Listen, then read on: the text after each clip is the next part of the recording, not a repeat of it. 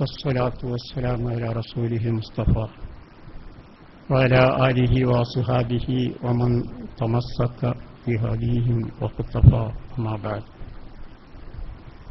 وقد قال الله تعالى في القرآن الكريم: هو الذي أرسل رسوله بالهدى ودين الحق ليظهره على الدين كله ولو كره المشركون.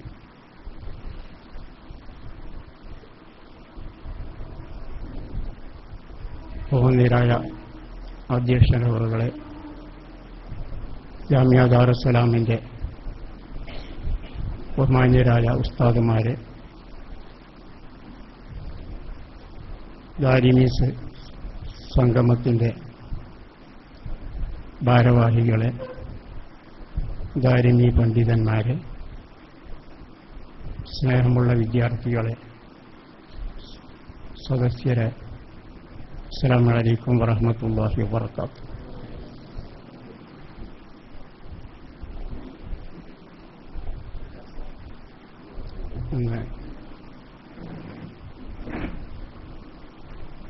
നമ്മുടെ ഈ സംഗമത്തിൽ മുത്തലാഖ്, ബഹുഭാര്യത്വം മുതലായ വിഷയം അവതരിപ്പിക്കേണ്ടതായി വന്ന സാഹചര്യം എല്ലാവർക്കും അറിയാം.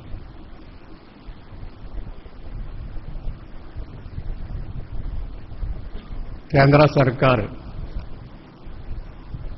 കേന്ദ്ര നിയമ കമ്മീഷനോട് ഒരു ഏകീകൃത സിവിൽ കോഡ്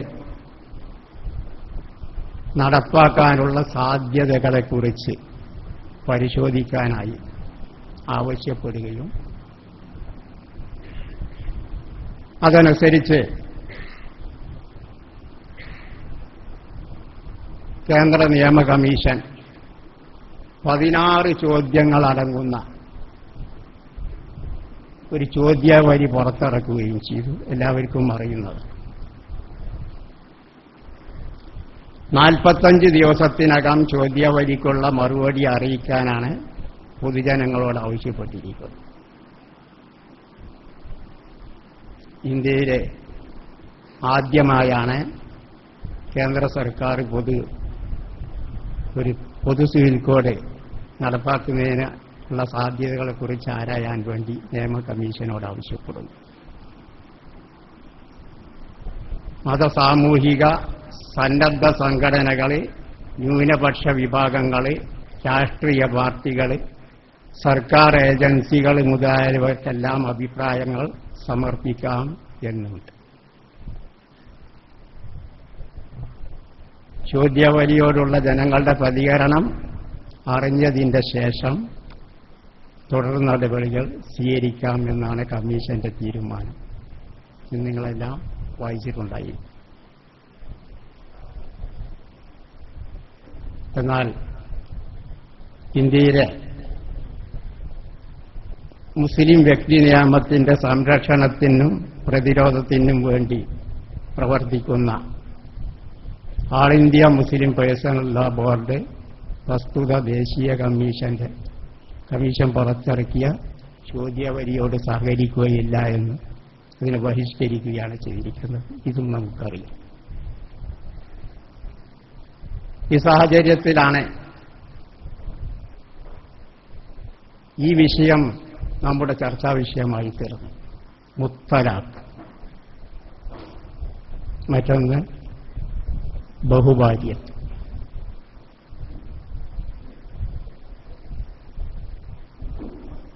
ഇന്ത്യയിലെ മുസ്ലിങ്ങളെ സംബന്ധിച്ചിടത്തോളം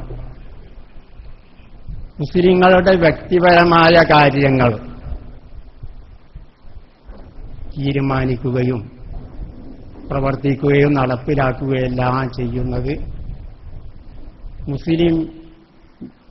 ഇന്ത്യയിലെ മുസ്ലിം വ്യക്തി നിയമത്തിന്റെ അടിസ്ഥാനത്തിലാണ്. മുസ്ലിം വ്യക്തി നിയമം അൽ അഹ്വാലു ശഖ്സിയ്യ, ഖാനൂനുൽ അഹ്വാലി ശഖ്സിയ്യ അറബിയിൽ പറയും, അല്ലെങ്കിൽ നിസാമുൽ അഹ്വാലി ശഖ്സിയ്യ എന്ന പേരിൽ അറിയപ്പെടുന്ന മുസ്ലിം വ്യക്തി നിയമമാണ് പലർക്കും അറിയാം, ഇന്ത്യയിലെ മുസ്ലിം വ്യക്തി നിയമത്തിൽ പരിമിതമായ ഏതാനും ചില കാര്യങ്ങൾ മുസ്ലിങ്ങൾക്ക് ഇസ്ലാമിന്റെ നിയമമനുസരിച്ച് പ്രവർത്തിക്കുവാനുള്ള അനുവാദം നൽകിയ ഒരു നിയമം. വിവാഹമോചനം, അനന്തരാവകാശ നിയമം, വഖഫ്, വസിയ്യത്ത് മുതലായ ഏതാനും ചില കാര്യങ്ങളാണ് ഇതിന്റെ പരിധിയിൽപ്പെടുന്നത്. എന്നാൽ ഇന്ത്യയിലെ മുസ്ലിം വ്യക്തി നിയമം മാത്രമല്ല ഉള്ളത്. പലർക്കും ഒരു പക്ഷേ അറിയാത്തവരും ഉണ്ടാകും എന്നുള്ള എനിക്ക് പറയാം. എല്ലാ മതസ്ഥർക്കും വ്യക്തി നിയമങ്ങളുണ്ട്. ഇന്ത്യയിൽ 7 വ്യക്തി നിയമങ്ങളുണ്ട്.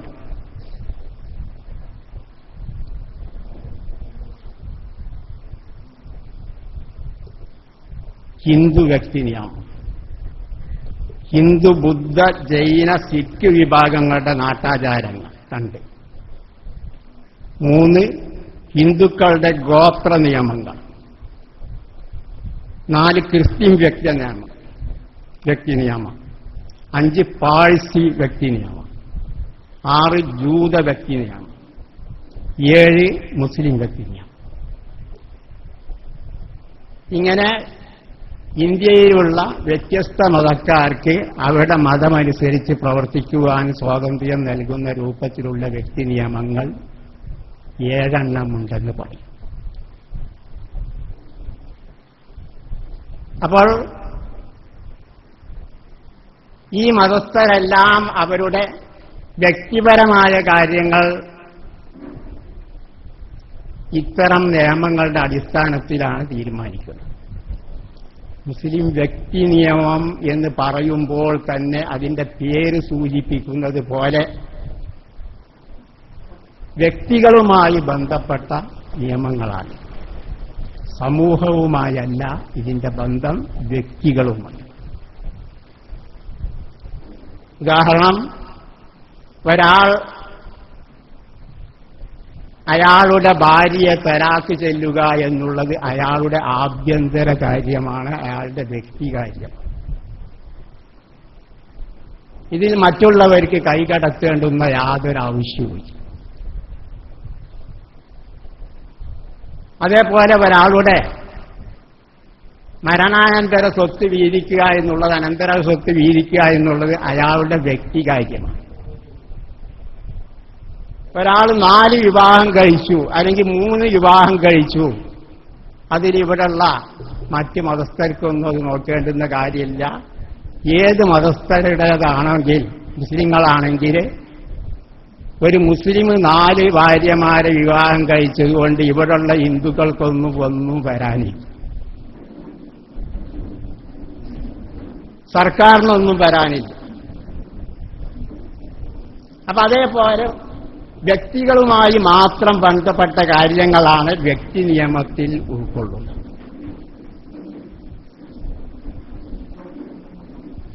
അപ്പോൾ ഈ വ്യക്തി നിയമങ്ങളിൽ നിന്ന് മുസ്ലിങ്ങളുമായി ബന്ധപ്പെട്ട വ്യക്തി നിയമമാണ് മുസ്ലിം പേഴ്സണൽ ലോ എന്ന പേരിലും മുസ്ലിം വ്യക്തി നിയമം എന്ന പേരിലുമെല്ലാം അറിയപ്പെടും. ഇവിടെ കേന്ദ്ര നിയമ കമ്മീഷന്റെ ചോദ്യാവലിയോട് സഹകരിക്കുന്നില്ലെങ്കിലും അതിൽപ്പെട്ട ചോദ്യങ്ങളിൽപ്പെട്ട നമ്മളെ വിഷയവുമായി ബന്ധപ്പെട്ട 2-3 ചോദ്യങ്ങൾ വായിക്കും. 16 ചോദ്യങ്ങളാണ് ചോദ്യാവലിയിലുള്ളത്.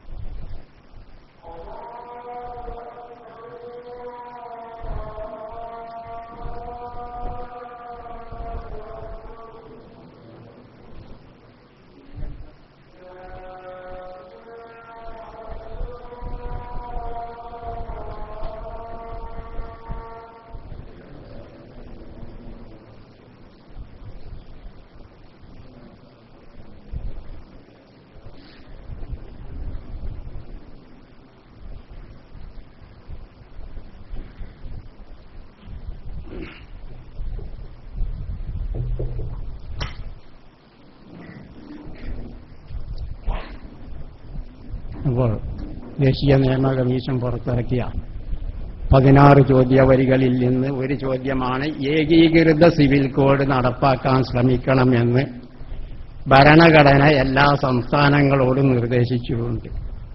ഈ വിഷയത്തിൽ തുടർ നടപടി ആവശ്യമാണോ? മറ്റൊരു ചോദ്യമാണ് മുത്തലാഖ് നിരോധിക്കുകയോ ഭേദഗതിയോടെ നിലനിർത്തുകയോ ചെയ്യേണ്ടതുണ്ടോ? ചെയ്യണോ? മുത്തലാഖ് നിരോധിക്കുകയോ ഭേദഗതിയോടെ നിലനിർത്തുകയോ ചെയ്യണം. മറ്റൊരു ചോദ്യമാണ് ബഹുഭാര്യത്വവും സമാനമായ രീതികളും നിരോധിക്കുകയോ നിയന്ത്രിക്കുകയോ ചെയ്യാം. മറ്റു ചോദ്യങ്ങളിലേക്ക് കടക്കുന്നില്ല. അപ്പൊ ഈ 3 വിഷയങ്ങൾ നമ്മുടെ വിഷയവുമായിട്ട് ബന്ധപ്പെട്ടതിന്റെ പേരിൽ ഒന്ന് ഏകീകൃത സിവിൽ കോഡ്. മുമ്പ് ഒരു കഥയുണ്ട്.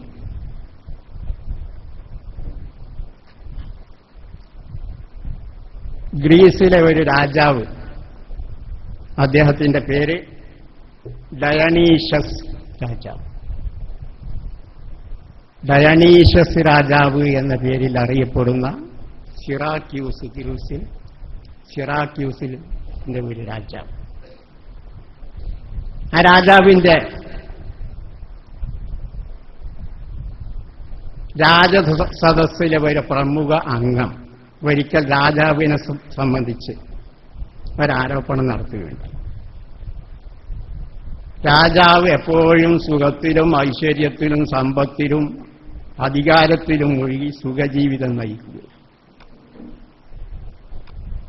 രാജാവിനെപ്പോഴും സുഖം തന്നെ, വളരെ സന്തോഷത്തോടുകൂടെ സുഖജീവിതത്തോടുകൂടെ ജീവിക്കുക. ഈ വിവരം രാജാവിനെത്തിയപ്പോൾ ഒരു രാജാവിന്റെ യഥാർത്ഥ അവസ്ഥ എന്താണെന്ന് രാജസദസ്സിനെ ഒന്ന് ബോധ്യപ്പെടുത്തണമെന്ന് രാജാവിനെ തോന്നി. അങ്ങനെ രാജാവ് നല്ലൊരു വിഭവസമൃദ്ധമായ രാജകീയ വിരുന്നൊരുക്കി. അതിൽ നേരത്തെ പറഞ്ഞ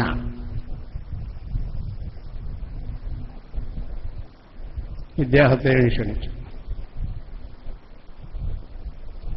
അങ്ങനെ വിരുന്നെല്ലാം കഴിഞ്ഞ് സന്തുഷ്ടനായതിന്റെ ശേഷം രാജാവ് ഇദ്ദേഹത്തോട് പറഞ്ഞു,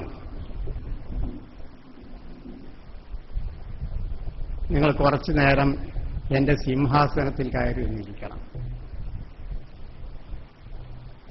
അങ്ങനെ അദ്ദേഹം രാജാവിന്റെ നിർദ്ദേശമനുസരിച്ച് സിംഹാസനത്തിൽ കയറി ഇരുന്ന് മുകളിലേക്ക് നോക്കിയപ്പോൾ ഒരു ഭയാനകമായ കാഴ്ചയാണ് ഇദ്ദേഹത്തിന് കാണാൻ കഴിയും.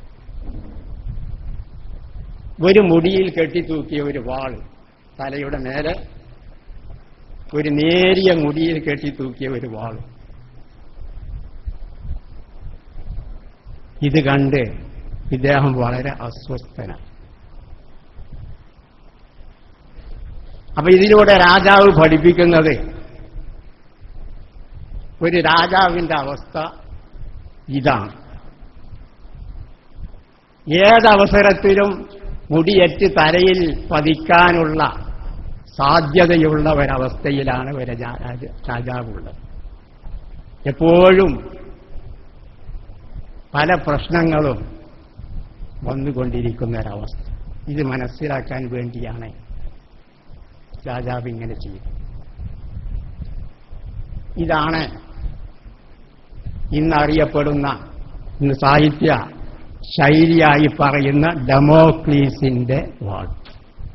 ഈ രാജസദസ്സിലുള്ള ഇദ്ദേഹത്തിന്റെ പേരാണ് ഡെമോക്ലീസ്. ഞാൻ നേരത്തെ പറയാതിരുന്നത്, നമ്മളെല്ലാം ഡെമോക്ലീസിന്റെ വാൾ പലപ്പോഴും പല ക്ലാസ്സുകളിലും വിദ്യാർത്ഥികളെല്ലാം ചോദിക്കാറുണ്ട്, എന്താണ് ഡെമോക്ലീസിന്റെ വാൾ എന്ന്. ചില ആളുകൾക്കെല്ലാം അറിയാം, ചില ആളുകൾക്ക് വ്യക്തമായി അറിയില്ല. അപ്പൊ അതിനുവേണ്ടി പറഞ്ഞു എന്ന് മാത്രം. അപ്പൊ അതേപോലെ നമ്മുടെ ഇന്ത്യൻ ഭരണഘടനയിൽ മുസ്ലിങ്ങൾക്ക് എന്ന് മാത്രമല്ല ന്യൂനപക്ഷത്തിനെല്ലാം മതസ്വാതന്ത്ര്യം നൽകിയിട്ടുണ്ട്. മതം പ്രചരിപ്പിക്കുവാനുള്ള സ്വാതന്ത്ര്യം. അതേപോലെ മതം പ്രചരിപ്പിക്കുവാനും മതമനുസരിച്ച് പ്രവർത്തിക്കുവാനുമെല്ലാം സ്വാതന്ത്ര്യം നൽകിയിട്ടുണ്ട്. എന്നാൽ ഇന്ത്യൻ ഭരണഘടനയുടെ 4-ാം ഭാഗത്ത് മാർഗദർശക തത്വങ്ങൾ വിവരിക്കുന്ന കൂട്ടത്തിൽ അതിന്റെ 44-ാം ഖണ്ഡികയിൽ പറയുന്നത് ഇതേപോലെ ഡെമോക്രസിന്റെ വാള് മാതിരി മുസ്ലിങ്ങളുടെ തലയിൽ ഏതവസരത്തിലും വീഴുവാൻ പര്യാപ്തമായ ഒരു നിയമം, ജാതിമത ഭേദമന്യേ ബാധകമായ ഒരേകീകൃത സിവിൽ കോഡിന്റെ നിർമ്മാണത്തിന് രാഷ്ട്രം ബാധ്യസ്ഥമാണ്. അപ്പോൾ ഒരു ഏകീകൃത സിവിൽ കോഡ് നിർമ്മിക്കുവാൻ രാഷ്ട്രം ബാധ്യസ്ഥമാണ് എന്നുള്ളത് കൂടി മാർഗനിർദ്ദേശ തത്വങ്ങളിലുണ്ട്. മുസ്ലിങ്ങളുടെ വ്യക്തി നിയമത്തിന്, മുസ്ലിങ്ങളുടെ എന്നല്ല എല്ലാ വ്യക്തി നിയമത്തിന്റെയും നേരെ തലയിൽ പതിക്കാവുന്ന ഒരു വാളാണ് ഇത്, പ്രത്യേകമായി മുസ്ലിങ്ങളെ സംബന്ധിച്ചിടത്തോളം. ഇന്ത്യ അങ്ങനെ ഒരു ഏക സിവിൽ കോഡ് വന്നു എന്ന് നോക്കുക. ഇങ്ങനെ ഒരു ഏക സിവിൽ കോഡ് നടപ്പാക്കുകയാണെങ്കിൽ എന്താണ് സംഭവിക്കാൻ പോകുന്നത്? പലപ്പോഴും പത്രങ്ങളിലും മറ്റുമെല്ലാം രാഷ്ട്രീയ പാർട്ടികളുടെ വീക്ഷണം നാം കേട്ടിട്ടുണ്ട്, വായിച്ചിട്ടുണ്ട്. രാജ്യത്ത് ഒരു ഏക സിവിൽ കോഡ് നടപ്പാക്കുകയാണെങ്കിൽ രാജ്യത്തിന്റെ അഖണ്ഡത തകർക്കും. അതേപോലെ മതസ്വാതന്ത്ര്യത്തിന്റെ നേരെയുള്ള കയ്യേറ്റമാണ്. ഇതേപോലെ രാഷ്ട്രീയ പാർട്ടികളെല്ലാം രാഷ്ട്രീയ വീക്ഷണത്തിൽ കൂടെ അതിന്റെ അപകട നിലവിലിരിക്കുന്നുണ്ട്. നമ്മെ സംബന്ധിച്ചിടത്തോളം ഇസ്ലാമിക വീക്ഷണത്തിൽ അങ്ങനെ ഒരു ഏക സിവിൽ കോഡ് ഇവിടെ വരികയാണെങ്കിൽ ഇസ്ലാമിക വീക്ഷണത്തിൽ നമുക്ക് എന്ത് സംഭവിക്കാൻ പോകുന്നു, എന്ത് അപകടമാണ് സംഭവിക്കാൻ പോകുന്നത്, ഇതാണ് നാം ചർച്ച ചെയ്യേണ്ടത്.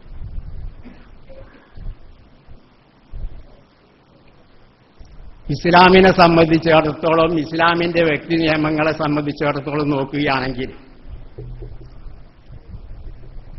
ഒരു ഏക സിവിൽ കോഡ് വരികയാണെങ്കിൽ ഇതുകൊണ്ടുള്ള ഏറ്റവും വലിയ ദോഷം മുസ്ലിങ്ങൾക്കും മുസ്ലിങ്ങളുടെ വ്യക്തി നിയമത്തിനും.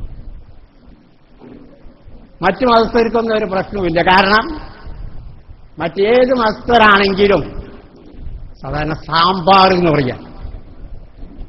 സാമ്പാർ എന്ന് പറഞ്ഞാൽ പല വസ്തുക്കളെല്ലാം സംഭരിച്ചു വച്ച ഒരു കറിയാണ് സാമ്പാർ.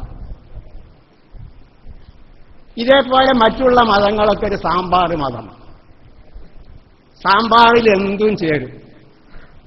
സാമ്പാറിന്റെ പ്രത്യേകതയാണല്ല, എന്ത് പച്ചക്കറിയാവട്ടെ മാംസമാവട്ടെ മറ്റേതും ചേരുന്ന വന്ന സാമ്പാർ കറി, അതിന് ചേരാത്തൊന്നുമില്ല.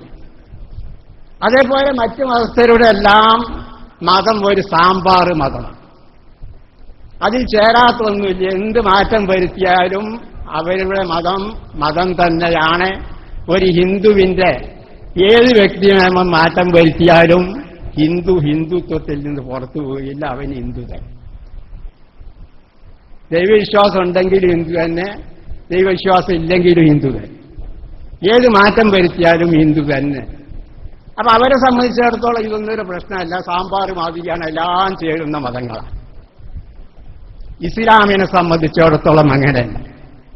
ഇസ്ലാമിന്റെ ഓരോ വ്യക്തി നിയമങ്ങളും വിശുദ്ധ ഖുർആനിന്റെയും റസൂലുള്ളാഹി സ്വല്ലല്ലാഹു അലൈഹി വസല്ലമയുടെ സുന്നത്തിന്റെ അടിസ്ഥാനത്തിലും ക്രോഡീകരിച്ചുണ്ടാക്കിയ ഇന്ത്യൻ വ്യക്തി നിയമമാണെങ്കിലും ഖുർആൻ, ഹദീസ്, അതേപോലെ ഫിഖ്ഹിന്റെ കിതാബ്, മദ്ഹബിന്റെ കിതാബുകളെല്ലാം ക്രോഡീകരിക്കപ്പെട്ടത്. അതെല്ലാം നോക്കി അതിൽ നിന്ന് കണ്ടുപിടിക്കപ്പെട്ട വിഷയം.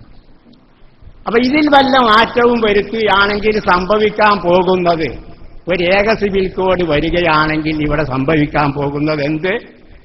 അല്ലാഹു തആല വിശുദ്ധ ഖുർആനിൽ പറഞ്ഞല്ലോ, വമാ കാന ലിമുഅ്മിനിൻ വലാ മുഅ്മിനത്തിൻ ഇദാ ഖദല്ലാഹു വറസൂലുഹു അംറൻ അൻ യകൂന ലഹുമുൽ ഖിയറത്തു മിൻ അംരിഹിം വമൻ യഅസില്ലാഹ വറസൂലഹു ഫഖദ് ളല്ല ളലാലൻ മുബീന. എന്ന് അല്ലാഹു തആല പറഞ്ഞതുപോലെ ശുദ്ധ ഖുർആനിൽ അല്ലാഹു പറഞ്ഞു, ഏതൊരു സത്യവിശ്വാസിക്കും സത്യവിശ്വാസിനി അല്ലാഹുവും അല്ലാഹുവിന്റെ റസൂലും ഒരു കാര്യം തീരുമാനിച്ചു കഴിഞ്ഞാൽ, ഇന്ന കാര്യം ഇന്ന പ്രകാരം ചെയ്യണമെന്ന് അല്ലാഹുവോ അല്ലാഹുവിന്റെ റസൂലോ തീരുമാനിക്കുകയാണെങ്കിൽ അവർക്ക് സ്വന്തമായി പിന്നീട് അതിലൊരു സ്വാതന്ത്ര്യവുമില്ല. അവിടെ പിന്നീട് എല്ലാ യുക്തിയും നിർത്തിവെച്ച് അല്ലാഹ് എന്ത് പറഞ്ഞു, റസൂൽ എന്ത് പറഞ്ഞു, അത് അപ്പടി അനുസരിക്കുക എന്നല്ലാതെ കണ്ട് യാതൊരു മാർഗവുമില്ല. അവർക്ക് സ്വന്തമായി പിന്നീട് യാതൊരു സ്വാതന്ത്ര്യവുമില്ല. അയ്യക്കൂന ലഹുമുൽ ഖിയറത്തു മിൻ അംരി. അപ്പോൾ ഇതാണ് മുസ്ലിമിന്റെ അവസ്ഥ. വമൻ യഅസില്ലാഹ റസൂലഹു ഫഖദ് ളല്ല ളലാലൻ മുബീന. അല്ലാഹുവിനും റസൂലിനും ഒരാൾ എതിർ പ്രവർത്തിക്കുകയാണെങ്കിൽ അവൻ വ്യക്തമായി വഴി തെറ്റിപ്പോയി, വഴി പിഴച്ചുപോയി എന്ന് അല്ലാഹു തആല പറഞ്ഞു. അപ്പൊ ഇതനുസരിച്ച് ഇസ്ലാമിന്റെ വ്യക്തി നിയമങ്ങളിൽ ഏതൊരു നിയമവും എടുക്കുകയാണെങ്കിൽ അത് അള്ളാഹുവും അള്ളാഹുവിന്റെ റസൂലും തീരുമാനിച്ചതാണ്, അതിങ്ങനെയാവണം. അതങ്ങനെയാണെങ്കിൽ പിന്നീട് അവിടെ യുക്തിക്ക് സ്ഥാനമില്ല, ഹിക്മത്തിന് സ്ഥാനമില്ല. ഒന്നും നോക്കാതെ കണ്ട് അള്ളാഹ് എങ്ങനെ പറഞ്ഞു, അള്ളാഹിന്റെ റസൂൽ എങ്ങനെ പറഞ്ഞു, അത് അപ്പടി സ്വീകരിക്കുക മാത്രമേ നിവൃത്തിയൂ. ഇതാണ് മുസ്ലിമിന്റെ വ്യക്തി നിയമത്തിന്റെ അവസ്ഥ. ഈ അവസരത്തില് ഇസ്ലാമിക വ്യക്തി നിയമം മാറ്റിമറിച്ചു. അതനുസരിച്ച് മുസ്ലിങ്ങൾ പ്രവർത്തിക്കുകയാണെങ്കിൽ നേരത്തെ പറഞ്ഞതുപോലെ ഒരു ഹിന്ദു അവന്റെ മതത്തിന്റെ നിയമങ്ങൾ മാറ്റം മറിച്ചാൽ ഹിന്ദു അല്ലാതിരിക്കുകയില്ല. മുസ്ലിം അങ്ങനല്ല. മുസ്ലിമിന്റെ നിയമത്തിൽ ഏതെങ്കിലും ഒരു നിയമത്തിന് മാറ്റം വരുത്തിയാൽ അവൻ ഇസ്ലാമിൽ നിന്ന് പുറത്തുപോയി അവന്റെ പേര് മറ്റൊന്നായി കാഫിർ എന്നായി. മഹാനായ അശ്ശൈഖ് സൈനുദ്ദീൻ അൽ മഖ്ദൂം, മഹാനായ വലിയ സൈനുദ്ദീൻ മഖ്ദൂം റഹ്മത്തുള്ളാഹി അലൈഹി വനഫഅന ബിഉലൂമിഹി ഫിദ്ദാറൈൻ മഹാനവറുകൾ അദ്ദേഹത്തിന്റെ മുർശിദു തുല്ലാബ് എന്ന കിതാബിൽ, ആ കിതാബിന്റെ ആദ്യത്തില് ജിദ്ദത്തിന്റെ ബാബിൽ പറയുകയുണ്ടായി, വമിമ്മാ യഉമ്മു ബിഹിൽ ബൽവ ജഅലു ഖാനൂനിൽ കാഫിരി കഖാനൂനി ശറഇ ഫീ ഫസ്ലിൽ ഖളായ ഫഇന്നഹു കുഫ്റുൻ സവാഉൻ കാന ബിഖൽബിൻ ഔ ലിസാനിൻ വകദാ തസ്വീബുഹു വദന്നുൽ മസ്ലഹത്തി ഫീ. സാധാരണ പലപ്പോഴും വന്നു ചേരാറുള്ള ഒരു അപകടകരമായ ഒരു കാര്യമാണ്. അദ്ദേഹം പറയുന്നു, കാഫിറിന്റെ കാനൂന് നിയമം ശറഇന്റെ കാനൂന് പോലെ സ്ഥാനം കൽപ്പിക്കും. ഇത് കുഫ്റാണ്. അത് ഹൃദയത്തിൽ അങ്ങനെ വിശ്വസിക്കലാവട്ടെ, അത് നാവുകൊണ്ട് പറയലാവട്ടെ, അത് ശരിയെന്ന് പറയലാവട്ടെ, മസ്ലഹത്ത് അതിലാണെന്ന് പറയലാവട്ടെ, ഏതാണെങ്കിലും ഫഇന്നഹു കുഫ്റുൻ എന്ന് പറയും. അപ്പൊ ഇതിന്റെ അടിസ്ഥാനത്തിൽ നാം ചിന്തിക്കുകയാണെങ്കിൽ, അങ്ങനെ ഏക സിവിൽ കോഡ് വരികയാണെങ്കിൽ മുസ്ലിങ്ങളെ സംബന്ധിച്ചിടത്തോളം അവർ ഇസ്ലാമിൽ നിന്ന് പുറത്തു പോകാൻ വരെ കാരണമാണ്. ഇതാണ് ഇസ്ലാമിന്റെ വീക്ഷണം. ഇന്നത്തെ രാഷ്ട്രീയ വീക്ഷണം അത് മതേതരത്വത്തിനെതിരാണ് എന്നോ അല്ലെങ്കിൽ വ്യക്തി സ്വാതന്ത്ര്യത്തിനെതിരാണ് എന്നൊക്കെ അവർ പറയും. നമ്മൾ പറയുന്നതല്ല. അങ്ങനെ ഒരു മനുഷ്യൻ, അങ്ങനെ ഒരു മുസ്ലിം പ്രവർത്തിക്കുകയാണെങ്കിൽ അവൻ ഇസ്ലാമിൽ നിന്ന് തന്നെ പുറത്തു പോകാൻ സാധ്യതയുണ്ട്. ഏക സിവിൽ കോഡിനെ പറ്റി ഇനി ഞാൻ കൂടുതൽ പറയുന്നില്ല. ഇനി മറ്റൊരു വിഷയം, രണ്ടാമത്തെ വിഷയത്തിലേക്ക് കടക്കുകയാണ്, സമയം കുറവാണ്. മറ്റൊന്ന് മുത്തലാഖ്.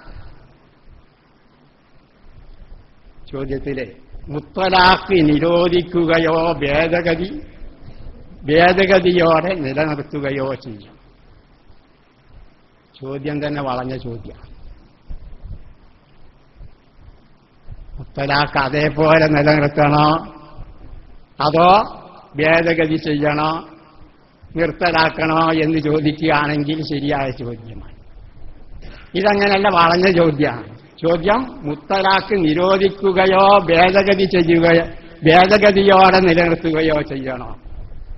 അപ്പം മുത്തലാഖ് അതേപോലെ നിലനിർത്തുന്ന അഭിപ്രായമില്ല. ഉള്ളത് ഇത് രണ്ടുമാണ്.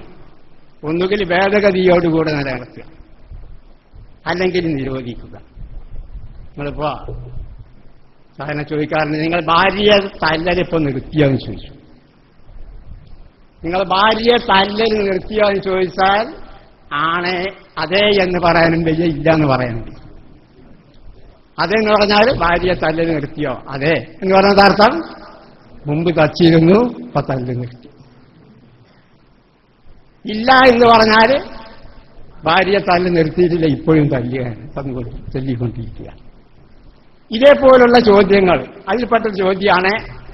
രണ്ട് കാര്യം ചോദിക്കുന്നത്, മുത്തലാഖ് നിരോധിക്കുകയോ ഭേദഗതി ചെയ്യുകയോ അല്ല, മുത്തലാഖ് നിരോധിക്കുകയോ ഭേദഗതിയോടെ നിലനിർത്തുകയോ ചെയ്യോ. അപ്പൊ ഏതാവട്ടെ, മുത്തലാഖ് എന്നാൽ എന്ത്, അത് നാം ചിന്തിക്കും. മുത്തലാഖ് എന്ന് പറഞ്ഞാൽ 3 തലാഖ് എന്നർത്ഥം. അപ്പൊ 3 പ്രാവശ്യം തലാഖ് ചൊല്ലിയാൽ നിയമപരമായ രൂപത്തിൽ 3 തലാഖ് ഒരാൾ ചൊല്ലി എന്ന് കൊടുക്കാം. വിശുദ്ധ ഖുർആനിലെല്ലാം പറഞ്ഞില്ല, അത്തലാഖു മറത്താനി ഫഇംസാകും ബിമഅറൂഫിൻ ഔ തസ്രീഹും ബിഇഹ്സാൻ. തലാഖ് 2 തവണകളാണ്. 2 തവണകളായി തലാഖ് ചെല്ലും. ഒറ്റയടിക്ക് തന്നെ തലാഖ് ചെല്ലലല്ല, അത്തലാഖു മറത്താനി. ആദ്യം ഒരു തലാഖ് ചെല്ലി, പിന്നീട് 2ാം തവണ മറ്റൊരവസരത്തിൽ ശുദ്ധിയായതിന്റെ ശേഷം, ശുദ്ധി എല്ലാം കഴിഞ്ഞതിന്റെ ഒരു ശുദ്ധിയിൽ തന്നെ 3 തലാഖ് ചെല്ലലല്ല ഇസ്ലാമിന്റെ ശരിയായ വിധി. 2 തവണകൾ. എന്നിട്ട് അതിന്റെ ശേഷം ഫഇംസാകും ബിമഅറൂഫിൻ ഔ തസ്രീഹും ബിഇഹ്സാൻ, നല്ല നിലയിൽ നിർത്തുകയോ അല്ലെങ്കിൽ മാന്യമായി വിട്ടയക്കുകയോ ചെയ്യും. ഇങ്ങനെ 3ാം തലാഖ് കൂടി കഴിഞ്ഞാൽ ഫഇൻ തല്ലഖഹാ ബഅദു ഫലാ തഹില്ലു ലഹു ഫഇൻ തല്ലഖഹാ ഫലാ തഹില്ലു ലഹു മിൻ ബഅദു ഹത്താ തൻകിഹ സൗജൻ ഗൈറഹു. 3ാം തവണയും പിന്നെയും തലാഖ് ചൊല്ലിയാൽ ഇവന് വീണ്ടും അനുവദനീയമാവണമെങ്കിൽ മറ്റൊരു ഭർത്താവിന് വിവാഹിതയാണ്, എന്നാലേ അനുവദനീയമാകൂ. ഇതും മുത്തലാഖ് തന്നെ. പക്ഷേ ഇന്ന് സാധാരണ നമ്മുടെ വിവാദ വിഷയമായ മുത്തലാഖ് ഇതല്ല. ഒരേ ഇരുപ്പിൽ തന്നെ 3 തലാഖ് ചെയ്യും. അന്തി താരിഖുൻ, അറബിയിൽ പറഞ്ഞാൽ അന്തി താരിഖുൻ തലാഖ്. ഇങ്ങനെ ഒറ്റയടിക്ക് തന്നെ 3 തലാഖ് ചെല്ലുന്നതിനാണ് മുത്തലാഖ് എന്ന് ഇന്ന് വിവാദ വിഷയമായ മുത്തലാഖ് എന്ന് പറയുന്നത്. ഇതാണ് ഏറ്റവും വലിയ ഇസ്ലാം ചെയ്യുന്ന ഏറ്റവും വലിയ ഇസ്ലാമിക നിയമത്തിലുള്ള ഏറ്റവും വലിയ ഒരു ദ്രോഹമായി കണക്കാക്കുന്നത്. ഇതാണ് സ്ത്രീകളോട് കാണിക്കുന്ന ഏറ്റവും വലിയ ദ്രോഹമാണത്രേ. സ്ത്രീ പുരുഷ സമത്വത്തിനെതിരാണ്. പ്രധാനമന്ത്രി നരേന്ദ്രമോദി ചോദിക്കുന്നു, ഫോണിൽ കൂടി 3 തവണ തലാഖ് പറഞ്ഞ് നശിപ്പിക്കേണ്ടതാണോ മുസ്ലിം സ്ത്രീകളുടെ ജീവിതമെന്ന് പ്രധാനമന്ത്രി ചോദിച്ചു. പുരുഷന്മാർക്കൊപ്പം തുല്യാവകാശം കിട്ടാൻ സ്ത്രീകൾ മുന്നിട്ടിറങ്ങണമെന്നും അദ്ദേഹം പറഞ്ഞു. അതേപോലെ CPM വനിതാ സംഘടനയുടെ സെക്രട്ടറിയായ സതീദേവി മുസ്ലിം വിവാഹമോചന നിയമമായ മുത്തലാഖും തലാഖും ബഹുഭാര്യത്വവും നിരോധിക്കണമെന്ന് ആവശ്യപ്പെട്ടു. അതിന് കാരണം തലാഖും മുത്തലാഖും ഏകപക്ഷീയമായ പുരുഷാധികാരങ്ങളാണെന്നും അത് നിരോധിക്കണമെന്നും വിശദീകരിക്കുന്നു. ഇവിടെ പുരുഷാധികാരം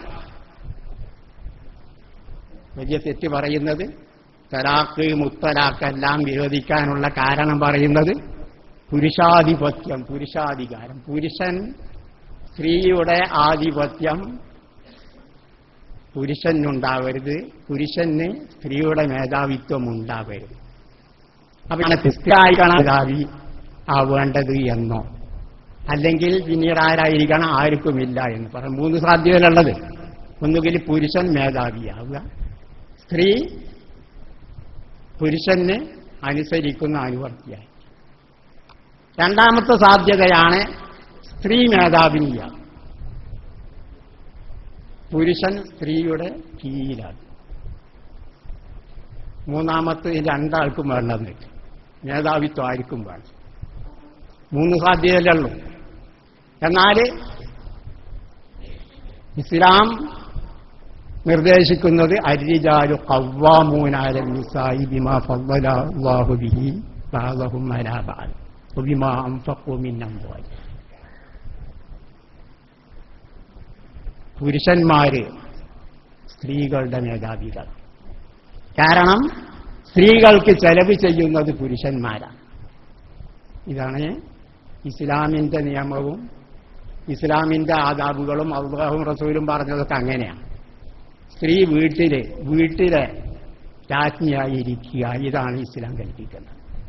വൽമർഅത്തു റാഇയത്തുൻ ഫീ ബൈതി സൗജിഹ, ഇതാണ് ഇസ്ലാം കൽപ്പിക്കുന്നത്. ഇന്നങ്ങനെയല്ല. സ്ത്രീ പുറത്തിറങ്ങി ഫാക്ടറികളിലും മറ്റുമെല്ലാം പുരുഷനോടൊപ്പം തൊഴിൽ ചെയ്യണം എന്നാണ് പറയും. അപ്പോൾ അല്ലാഹു തആല കൽപ്പിക്കുന്ന അങ്ങനെയാണ്. പുരുഷൻ സ്ത്രീയുടെ മേധാവി. അപ്പൊ മേധാവിത്വം പുരുഷന്. ഇത് ഇസ്ലാമിൽ മാത്രമല്ല, ആദം നബി അലൈഹിസ്സലാം മുതൽ അവസാനം വരേക്കും, ഈ അടുത്ത കാലം വരേക്കും പുരുഷനാണ് മേധാവി എന്ന് വിശ്വസിച്ചുകൊണ്ടേ ഇരുന്നിരുന്നത്. സ്ത്രീക്ക് മേധാവി. കാരണം ഭാര്യ, ഭർത്താവ്, മലയാളത്തിലുള്ള പേര് തന്നെ ഭാര്യ. ഭർത്താവ് തന്നെ ഭരിക്കുന്നവനാണ്. ഭാര്യ എന്ന് പറഞ്ഞാൽ ഭരിക്കപ്പെടുന്നവൻ. അപ്പൊ ആ പേര് തന്നെ ഭാര്യ, ഭർത്താവ് എന്നുള്ള പേര് തന്നെ ഇത് സൂചിപ്പിക്കുന്നു. മേധാവിത്വ പുരുഷനാണ് സ്ത്രീക്കാൻ. അപ്പൊ ഇന്ന് വലിയ തെറ്റായി മാറിയിരിക്കുകയാണ് പുരുഷൻ മേധാവിയായി. അപ്പൊ ഏതാവട്ടെ, അപ്പൊ തലാഖിൽ ഇസ്ലാമിക നീതിയില്ല എന്ന് പറയുവാനുള്ള കാരണം, ഇസ്ലാമിക നേരത്തെ പ്രധാനമന്ത്രി നരേന്ദ്രമോദി പറഞ്ഞത് സ്ത്രീയെ നശിപ്പിക്കലാണ് തലാഖ്. എന്നാൽ ഇസ്ലാമിലെ തലാഖ് സ്ത്രീകളെ നശിപ്പിക്കലല്ല, സ്ത്രീകളെ മോചിപ്പിക്കലാണ്. സ്ത്രീകളെ മോചനമാണ് തലാഖിന്റെ ലക്ഷ്യം.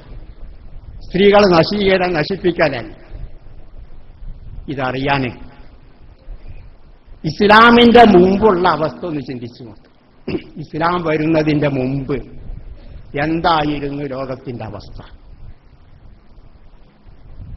ഇത് നോക്കുകയാണെങ്കിൽ നമുക്ക് മനസ്സിലാകും, തലാഖ് ഇസ്ലാം നിയമമാക്കിയതിലൂടെ എത്രത്തോളം അനുഗ്രഹമാണ് മനുഷ്യന് ലഭിച്ചത് എന്ന് നമുക്ക് മനസ്സിലാകും.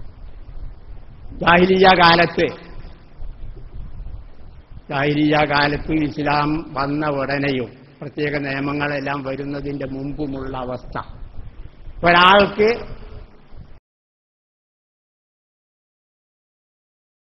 പ്രാവശ്യമാണ് തലാഖ്. 100 പ്രാവശ്യം തലയിലേക്ക് പോകുന്നു. എങ്ങനെ 100 പ്രാവശ്യം തലാഖ് ഭാര്യ ഭർത്താക്കൾ തമ്മിൽ വല്ല കുഴപ്പമോ വക്രണമോ എല്ലാം ഉണ്ടാവുകയാണെങ്കിൽ ഭാര്യയോട് ഭർത്താവ് പറയും, നിന്നെ ഞാൻ കാണിച്ചു തരാം, ഈ വിവാഹിതയുമല്ല വിവാഹമോചിതയുമല്ലാത്ത രൂപത്തിൽ ഞാൻ നിന്നെ വിടും. അതെങ്ങനെയാണ്? ആദ്യം തലാഖ് ചൊല്ലും. തലാഖ് ചൊല്ലി യുദ്ധ കയ്യാറാവുമ്പോൾ എടുക്കും. എടുത്തതിന്റെ ശേഷം പിന്നെയും തലാഖ് ചൊല്ലും. പിന്നെയും അതേപോലെ തന്നെ യുദ്ധ കയ്യാറാകുന്ന നേരത്ത് കഴിഞ്ഞിട്ടുണ്ടാവില്ല, അപ്പൊ പിന്നെ വീണ്ടും മടക്കിയിടും. ഇനിയും തലാഖ് ചൊല്ലും. ഇങ്ങനെ 100 പ്രാവശ്യം വരെ അല്ലെങ്കിൽ അതിലധികമോ തലാഖിന് യാതൊരു നിബന്ധനയും വ്യവസ്ഥയും പരിധിയും ഇല്ലാത്ത അവസ്ഥയായിരുന്നു ജാഹിലിയ്യ കാലം.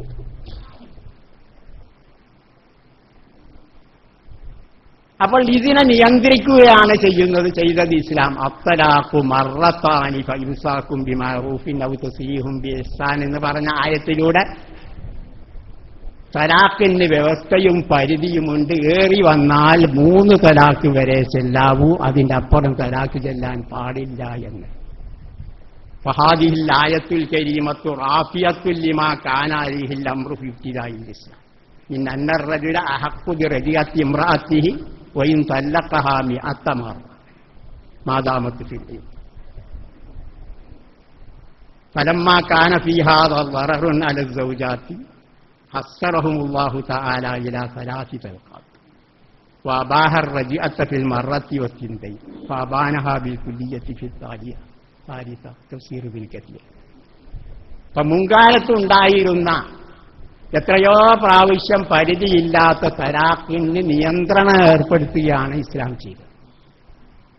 ഇത് സ്ത്രീകൾക്ക് ഗുണമോ ദോഷമോ നാം തീരുമാനിക്കുക. ഇതുകൊണ്ട് ഈ ഇസ്ലാമിന്റെ വിധി കൊണ്ട്, തലാഖിന്റെ വിധി കൊണ്ട് സ്ത്രീകൾക്ക് ലഭിച്ചത് അനുഗ്രഹമാണോ അതോ ശാപമാണോ? ശാപമാണെന്ന് ആരും പറയില്ല. ഇസ്ലാം ചെയ്ത ഏറ്റവും വലിയ അനുഗ്രഹമാണ് തലാഖ്. അതേപോലെ ഹിന്ദുക്കളുടെ വേദകാലഘട്ടത്തിന്റെ ശേഷം വിവാഹമോചനം പാടില്ലായിരുന്നു, തലാഖ് പാടില്ലായിരുന്നു. അതേപോലെ ഒരു വിധവയാവുകയാണെങ്കിൽ വിധവയെ വിവാഹം കഴിക്കാൻ പാടില്ല, പുനർവിവാഹം നിഷിദ്ധമായി.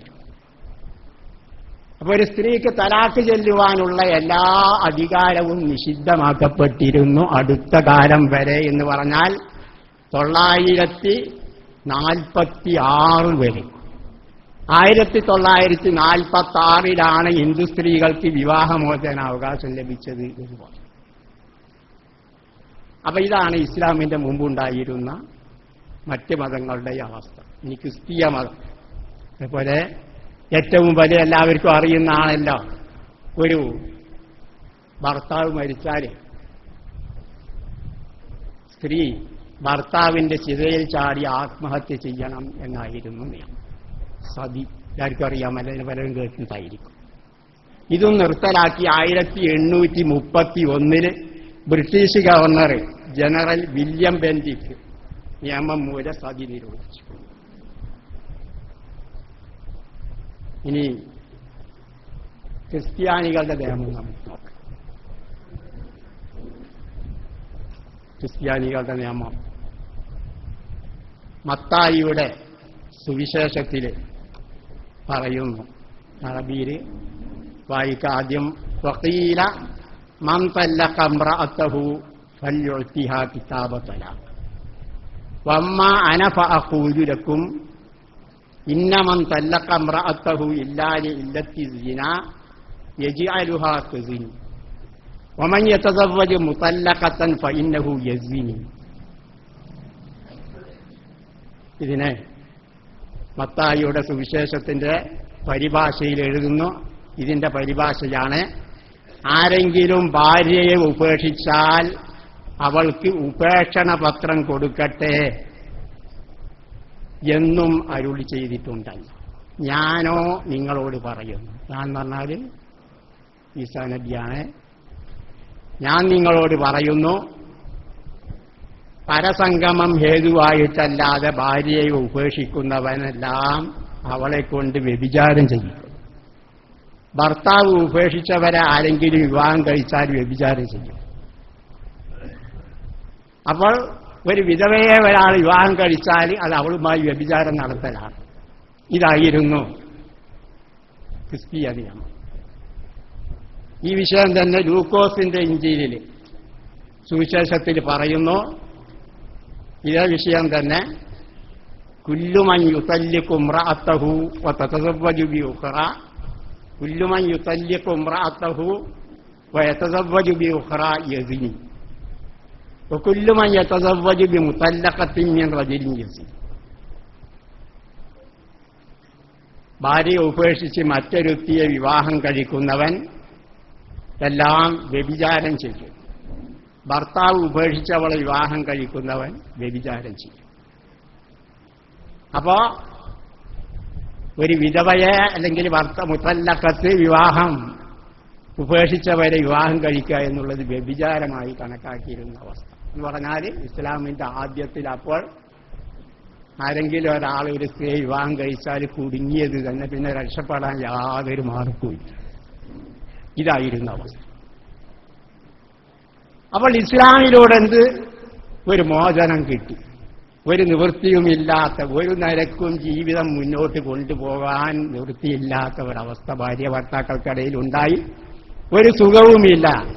ലോകത്തിലെ നരകം കാണണമെങ്കിൽ ആ കുടുംബത്തിലേക്ക് നോക്കിയാൽ മതി. ലോകത്തിലെ സ്വർഗം കാണാൻ ഒരു നല്ല കുടുംബജീവിതം, സ്നേഹമുള്ള ഭാര്യയും സ്നേഹമുള്ള മക്കളും മറ്റുമെല്ലാം ആവുകയാണെങ്കിൽ അത് ദുനിയാവിലെ സ്വർഗാണെന്ന് പറയും. അതേപോലെ ദുനിയാവിലെ നരകമാണ്.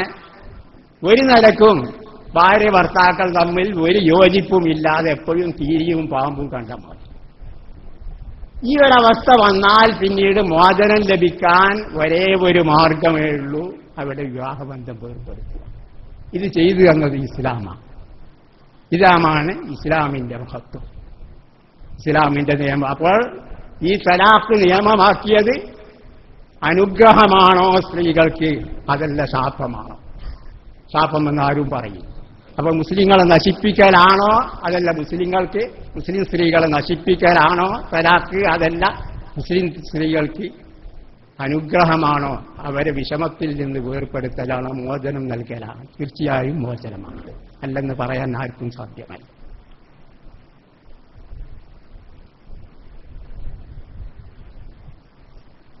മറ്റൊന്ന്, അവരുടെ വാദങ്ങൾപ്പെട്ടൊരു വാദമാണ് ലിംഗസമത്വം ഉറപ്പുവരുത്താൻ, സ്ത്രീകളുടെ ആത്മാഭിമാനം സംരക്ഷിക്കുവാൻ ഇസ്ലാമിലെ മുത്തലാഖും ബഹുഭാര്യത്വവും നിരോധിക്കണമെന്നാവശ്യം. ലിംഗസമത്വം എന്താണ്? ഈ ലിംഗസമത്വം, ആണിന്റെയും പെണ്ണിന്റെയും ലിംഗം ഒരിക്കലും സമമില്ല. പണ്ട് പഴയകാലത്ത് ഒരു ചർച്ച വന്ന് ഒരു സ്ത്രീ ഒരു ഉസ്താദിനോട് ഇസ്ലാമിൽ സ്ത്രീക്ക് പുരുഷന്റെ തുല്യതാവകാശം വേണം, സമത്വം വേണമെന്ന് ആവശ്യപ്പെട്ടപ്പോൾ വടക്കേ ഇന്ത്യയിലുള്ള ഒരു ഉസ്താദാണ്. അദ്ദേഹം മറുപടി പറഞ്ഞു, അശ്ലീല മറുപടിയാണ് എങ്കിലും പറയാം, ഹമാരെ പാസ് തൽവാർ ഹെ തുമാരെ പാസ് നിയാം ഹെ. പറഞ്ഞാല് അശ്ലീലം ചിലപ്പോൾ പറയേണ്ടതായി വരും. അശ്ലീല വാക്കുകൾ പറഞ്ഞാലേ ശരിയാവുള്ളൂ. അശ്ലീലമായി തന്നെ പറഞ്ഞാലേ ആ വാക്കിന് ശക്തി ഉണ്ടാവുള്ളൂ. അങ്ങനെയുണ്ട്. ബഹുമാനപ്പെട്ട റസൂലുള്ളാഹി സ്വല്ലല്ലാഹു അലൈഹി വസല്ലം പറഞ്ഞു, മൻ തഅസ്സാ ബിഅസായിൽ ജാഹിലിയ്യത്തി ഫഅഇദൂഹു ബിഹദി അബീഹി വലാ തഖിലു. അൽഫിലെല്ലാം ഹാലിനെ പറ്റി പറഞ്ഞെടുത്ത് അൽഫിലെല്ലാം പഠിച്ചതാണ്. അപ്പൊ ജാഹിലിയ്യ കാലത്തുള്ള കുടുംബ പരമ്പരയും കുടുംബ മഹാത്മ്യം എല്ലാം പറഞ്ഞുകൊണ്ട് ആരെങ്കിലും വരികയാണെങ്കിൽ അവനോട് പറയേണ്ടുന്ന വാക്ക് ഉള്ള ദക്കറ അബീക്ക എന്ന് പറഞ്ഞു. അവിടെ വലാ തഖിലൂഹു എന്ന് പറഞ്ഞു. ഇത് അശ്ലീലമാണെന്ന് കരുതി ഹനി എന്ന പദം നിങ്ങൾ ഉപയോഗിക്കാൻ പോകണ്ട, അശ്ലീല പദം തന്നെ ഉപയോഗിക്കണം. ഉള്ള ഹനാബീക്ക എന്ന് പറയരുത് എന്നാണ് റസൂലുള്ളാഹി പറഞ്ഞത്. അശ്ലീല വാക്കായി ഉള്ള ദക്കറാബീക്ക എന്ന് തന്നെ പറയും. അതേപോലെ ഈ ഉസ്താദ് പറഞ്ഞു, ഞങ്ങളുടെ കയ്യിലുള്ളത് വാളാണ്, നിങ്ങളുടെ കയ്യിലുള്ളത് ഉറയാണ്. അപ്പൊ ലിംഗസമത്വം ഇതാണ്. ലിംഗസമത്വം എന്നുള്ളത് എന്താണ്? ഈ ലിംഗസമത്വം വാളും ഉറയും തമ്മിലുള്ള വ്യത്യാസം എപ്പോഴുണ്ടാവും. അപ്പോൾ ലിംഗസമത്വം എന്നുള്ളത് ഒരിക്കലും ഉണ്ടാവാൻ കഴിയാത്ത ഒരു സങ്കല്പനമാണ്. ഇതിലെന്ന് മാത്രമല്ല സ്ത്രീയുടെയും പുരുഷന്റെയും. സ്ത്രീ ഗർഭം ധരിക്കുന്നു എന്നാ പറയാ ലിംഗസമത്വം വേണമെങ്കിൽ, യഥാർത്ഥ ലിംഗസമത്വം വേണമെങ്കിൽ പെണ്ണിനോട് പറയാ, ഇനി ഞാൻ ആണിനോട് പെണ്ണ് പറയാം, ഒരുപാട് കാലം ഞാൻ ഗർഭം ധരിച്ചു, ഇനി നിങ്ങൾ വിളിച്ചു എന്ന് പറഞ്ഞാൽ സ്ത്രീക്ക് ആർത്തവം ഉണ്ടാകുന്നു, പുരുഷൻ ആർത്തവം ഉണ്ടാകുന്നില്ല. ഇനി കുറച്ചു കാലം പുരുഷൻ ആർത്തവം ഉണ്ടാകും. ഇതേപോലെ സ്ത്രീയുടെ ശരീരത്തിൽ തന്നെ ശരീര പ്രകൃതി തന്നെ ഒരിക്കലും പുരുഷന്റെ ശരീര പ്രകൃതിയുമായി യോജിക്കാത്ത. അപ്പൊ ഒരിക്കലും പ്രകൃതിയാ തന്നെ ലിംഗസമത്വം എന്നുള്ളത് അസാധ്യമായ കാര്യമാണ്. ആ വിഷയത്തിലേക്ക് ഞാൻ കടക്കുന്നില്ല. അപ്പൊ ലിംഗസമത്വം ഇല്ല എന്നുള്ളത് തന്നെ ലിംഗസമത്വം എന്നത് തന്നെ ഒരു അസംഭവ്യമായ കാര്യമാണ്. അപ്പോൾ അസംഭവ്യമായ കാര്യത്തിന്റെ മേലിൽ ബന്ധിപ്പിക്കുന്ന കാര്യവും അസംഭവ്യം തന്നെയാണ്. വൽ മുഅല്ലഖു അലൽ മുഹാലി മുഹാൽ.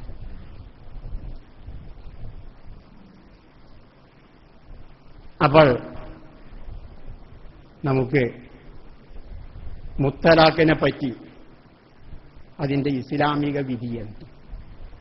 മുത്തലാഖ് അനുവദനീയ, മുത്തലാഖ് പറഞ്ഞാൽ ഒരടിക്ക് തന്നെ ഒറ്റടിക്ക് തന്നെ 3 തലാഖ് ചൊല്ലിയാൽ അത് അനുവദനീയമാണോ അല്ലേ? അനുവദനീയമാണെങ്കിൽ തന്നെ അങ്ങനെ 3 തലാഖ് ചൊല്ലിയാൽ 3 തലാഖായി കണക്കാക്കപ്പെടുമോ അതോ ഇല്ലയോ? ഈ 2 വിഷയം ഹദീസിന്റെ അടിസ്ഥാനത്തിലും മഹാന്മാരായ പണ്ഡിതന്മാരുടെ അഭിപ്രായങ്ങളുടെ അടിസ്ഥാനത്തിൽ നമുക്ക് ചർച്ച ചെയ്യാം. 3 തലാഖ് ഒരവസരത്തിൽ തന്നെ ഒറ്റടിക്ക് തന്നെ ചെയ്യല് ഹറാമാണ് എന്നാണ് ഇമാം അബൂ ഹനീഫയും ഇമാം മാലിക്കും പറയുന്നത്. ഒറ്റടിക്ക് 3 തലാഖ് അല്ല, ഹറാമും വിധിയാക്കുക. ഇത് തന്നെയാണ് മഹാനായ ഉമർ റളിയല്ലാഹു അൻഹു, അബ്ദുല്ലാഹിബിൻ മസ്ഊദ്, അബ്ദുല്ലാഹിബിൻ അബ്ബാസ്, അബ്ദുല്ലാഹിബിൻ ഉമർ റളിയല്ലാഹു അൻഹും ഇവരുടെ എല്ലാം അഭിപ്രായം. എന്നാൽ ഇമാം ഷാഫി റഹ്മത്തുള്ളാഹി അലൈഹി പറയുന്നു ഈ തലാഖ് ഹറാമല്ല, സുന്നത്തിനെതിരെ. അത് സുന്നത്ത് നേരത്തെ പറഞ്ഞതുപോലെ 3 തവണകളായി അത്തലാഖ് മർറത്താനി ഫഇംസാകും ബിമഅറൂഫിൻ ഔ തസ്രീഹും ബിഇഹ്സാൻ എന്ന് പറഞ്ഞതുപോലെ 3 തവണകളായി ചെല്ലലാണ് സുന്നത്ത് മുസ്തഹബ്. അങ്ങനെ ഒരാൾ തലാഖ് ചൊല്ലുകയാണെങ്കിൽ അനുവദനീയം തന്നെയാണ്, പക്ഷെ സുന്നത്തിനെതിരെ എന്ന് മാത്രമേ പറയാം. ഇങ്ങനെ ഇമാം അഹ്മദ് ബിൻ ഹംബൽ റഹ്മത്തുള്ളാഹി അലൈഹിയുടെ റിവായത്തുണ്ട്. ദാവൂദുൽ ലാഹിരി മുതലായ ആളുകൾ ഈ അഭിപ്രായം പറഞ്ഞു. ഇതിലെ ഇമാം അബൂ ഹനീഫയുടെ തെളിവ്, ഇമാം അബൂ ഹനീഫ അതേപോലെ ഹറാമാണെന്ന് പറഞ്ഞവരുടെ തെളിവ് മഹ്മൂദ് ബിൻ ലബീദിൽ നിന്ന് നിവേദനം ചെയ്യപ്പെടുന്ന ഇമാം നസായി നിവേദനം ചെയ്ത ഒരു ഹദീസിൽ ഉഖ്ബിറ റസൂലുള്ളാഹി സ്വല്ലല്ലാഹു അലൈഹി വസല്ലം അൻ റജുലിൻ തല്ലഖ ഇംറഅതഹു സലാസത തരീഖാത്തിൻ ജമീഅ. ഒരു പുരുഷൻ ഒരു സ്ത്രീയെ 3 തലാഖ് ഒറ്റടിക്ക് ചൊല്ലി എന്ന വിവരം റസൂലുള്ളാഹിയോട് പറയപ്പെട്ടപ്പോൾ ഫഖാമ ഗദ്ബാൻ, റസൂലുള്ളാഹി കോപിച്ചുകൊണ്ട് എഴുന്നേൽക്കുകയും റസൂലുള്ളാഹി പറഞ്ഞു യുൽഅബു ബി കിതാബില്ലാഹി വ അന ബൈന അദ്ഹുരി, അള്ളാഹിന്റെ കിതാബ് കൊണ്ട് കളിക്കുകയാണ്, ഞാൻ നിങ്ങളുടെ മുമ്പിൽ ഉണ്ടായിരിക്കെ തന്നെ നിങ്ങൾ അള്ളാഹിന്റെ ഗ്രന്ഥം കൊണ്ട് കളിക്കുകയാണോ? അപ്പൊ ഒരാൾ എഴുന്നേറ്റ് കൊണ്ട് ചോദിച്ചു, യാ റസൂലുള്ളാഹി അലാ അഖ്തുലുഹു, ഞാൻ ഇദ്ദേഹത്തെ കൊല്ലട്ടെയോ എന്ന് ചോദിച്ചു. ഈ ഹദീസിന്റെ അടിസ്ഥാനത്തിൽ അപ്പൊ റസൂലുള്ളാഹി കോപിച്ചു ഇത് കേട്ട്. ഈ ഹദീസിന്റെ അടിസ്ഥാനത്തിൽ 3 തലാഖ് എല്ലാം ഹറാമാണ് എന്നാണ്, ഒറ്റടിക്ക് 3 തലാഖ് എല്ലാം ഹറാമാണെന്നാണ് ഇമാം അബൂ ഹനീഫ, ഇമാം മാലിക് റളിയല്ലാഹു അൻഹുമാ പറയുന്നു. അതുപോലെ മറ്റൊരു തെളിവാണ് അനസ് റളിയല്ലാഹു അൻഹുവിൽ നിന്ന് നിവേദനം ചെയ്യുന്നു, ഇന്ന ഉമർ റളിയല്ലാഹു അൻഹു കാന ഇദാ ഉതിയ ബിറജുലിൻ തല്ലഖ ഇംറഅതഹു സലാസൻ ഔജഅ ലഹു. ഒരാൾ 3 ഭാര്യയെ 3 തലാഖ് ഒറ്റടിക്ക് ചൊല്ലി എന്ന ആരോപണവുമായി ഏതെങ്കിലും പുരുഷന്മാരെ കൊണ്ടുവന്നാൽ അദ്ദേഹം ചാട്ടവാറുകൊണ്ട് പുറത്തടിക്കുമായിരുന്നു എന്ന് പറഞ്ഞു. ഇതൊക്കെയാണ് ഹറാമാണെന്ന് പറഞ്ഞവരുടെ പേര്. എന്നാൽ ഇമാം ഷാഫി റളിയല്ലാഹു അൻഹു പറയുന്നു ഹറാമല്ല. അതിന് കാരണം ഇമാം ബുഖാരി നിവേദനം ചെയ്ത ഒരു ഹദീസിൽ ലിആനിന്റെ ഹദീസ്, ലിആനും അറിയുന്നവരുടെ കൂടിയവർക്കെല്ലാം മിക്കവാറും അറിയാം എന്ന് കരുതി ഞാൻ വിശദീകരണത്തിലേക്ക് കടക്കുന്നില്ല. ഉവൈമിറുൽ അജിലാനി എന്ന് പറയുന്ന ഒരാള് റസൂലുള്ളാഹിയോട് വന്ന് ചോദിച്ചു, ഒരാൾ വീട്ടിൽ ചെന്നപ്പോൾ ഭാര്യന്റെ കൂടെ ഒരു അന്യ പുരുഷനെ കണ്ടാൽ എന്ത് ചെയ്യണം? ഇതിനാദ്യം മറുപടി പറഞ്ഞില്ല. പിന്നീടാണ് തെളിവൊന്നുമില്ല. സാധാരണ വ്യഭിചരിച്ചു എന്ന് തെളിവുണ്ടാവാണെങ്കിൽ 4 സാക്ഷികൾ സാക്ഷി നിൽക്കണം. ഇവിടെ 4 സാക്ഷിയൊന്നുമില്ല, ഇവ മാത്രമേ ഉള്ളൂ. ഇത് കണ്ടത് ഭർത്താവ് മാത്രമേ ഉള്ളൂ. അപ്പൊ അതിനു വേണ്ടിയാണ് ലിആനിന്റെ ആയത്തിറങ്ങി. അപ്പൊ ഈ ലിആൻ ഉവൈമിറുൽ അജ്ലാനി അദ്ദേഹത്തിന്റെ ഭാര്യയുമായി ലിആൻ ചെയ്തതിന്റെ ശേഷം ഫലമ്മാ ഫറഗ ഖാല ഉവൈമിറു റളിയല്ലാഹു അൻഹു കദബ്തു അലൈഹാ ഇൻ അംസക്തുഹാ ഫതല്ലഖഹാ സലാം. ഞാൻ അവളെ ഭാര്യയായി നിർത്തുകയാണെങ്കിൽ ഞാൻ കള്ളമാണ് പറഞ്ഞത്. അതിന്റെ പേരിൽ 3 തലാഖ് ചെയ്തു. അപ്പൊ ഇവിടെ ഉവൈമിറുൽ അജ്ലാനി 3 തലാഖ് ചൊല്ലിയപ്പോൾ തലാഖ് 3 തലാഖ് അല്ല ഹറാമാവുകയാണെങ്കിൽ റസൂലുള്ളാഹി ചോദിക്കേണ്ടതായിരുന്നു, നീ ഒരു സഹസിൽ വെച്ച് 3 തലാഖ് ചൊല്ലുകയാണോ എന്ന് ചോദിക്കേണ്ടതല്ല. ചോദിച്ചില്ല. അപ്പൊ അതിന്റെ അടിസ്ഥാനത്തിൽ 3 തലാഖ് ഒരു സഹസിൽ വെച്ച് ചെല്ലുകയാണെങ്കിൽ തെറ്റൊന്നുമില്ല. ഇതാണ് ഇമാം ഷാഫി റഹ്മത്തുള്ളാഹി അലൈഹി കൊടുത്തത്. അപ്പോൾ 3 തലാഖ് ഒറ്റവസരത്തിൽ തന്നെ പലപ്പോഴും ഇതേപോലുള്ള ഒരു സാഹചര്യം വരികയാണെങ്കിൽ, അതായത് ഒരു അന്യപുരുഷനെ സ്വന്തം ഭാര്യയുടെ അടുത്ത് വീട്ടിൽ ചെല്ലുകയാണെങ്കിൽ ഒരു അന്യപുരുഷൻ ഭാര്യയുമായി സമീപിക്കുന്നത് കണ്ടാൽ പിന്നീട് 3 തലാഖ് ചെയ്തുള്ളൂ.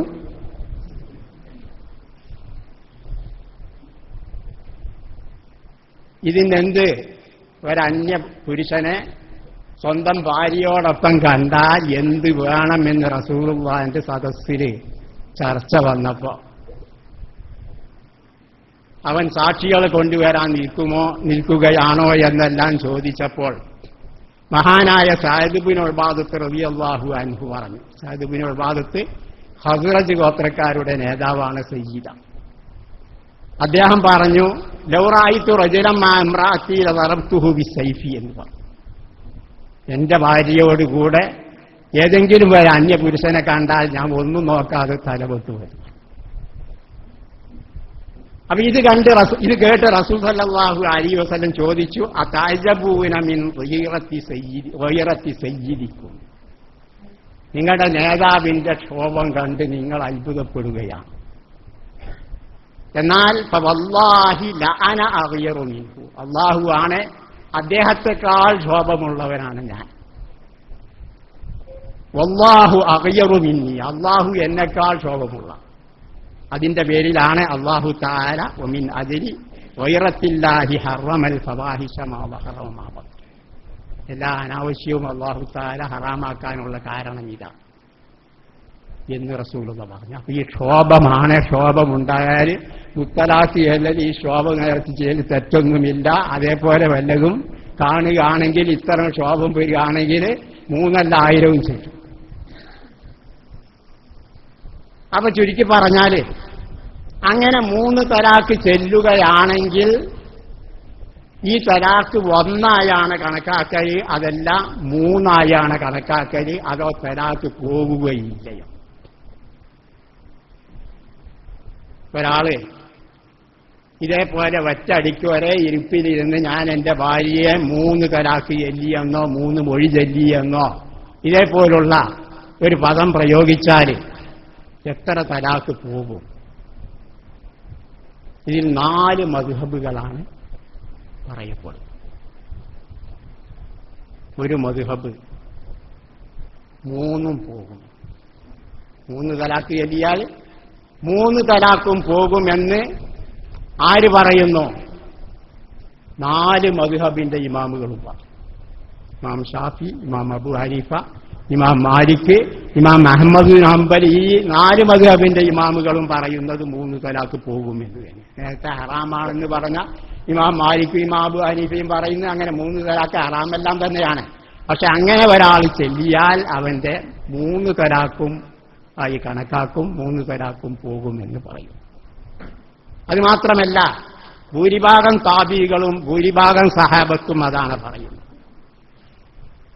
സലഫ് ഖലഫിൽ നിന്ന് ഭൂരിഭാഗം പറയുന്ന അഹ്ലുസുന്നത്തി വൽ ജമാഅത്തിൽപ്പെട്ട പണ്ഡിതന്മാര്, ഇമാമുകളെല്ലാം പറയുന്ന ഇതാണ് 3 പോകുമെന്നത്. ഇത് ഒരു മദ്ഹബ്. രണ്ടാമത്തത് 1 പോവുകയില്ല. 3 തലാഖ് ചൊല്ലിയാൽ ഒറ്റയടിക്ക് ചെല്ലുകയാണെങ്കിൽ ഒരു തലാക്കും പോവുകയില്ല എന്ന് പറയുന്നവരുണ്ട്.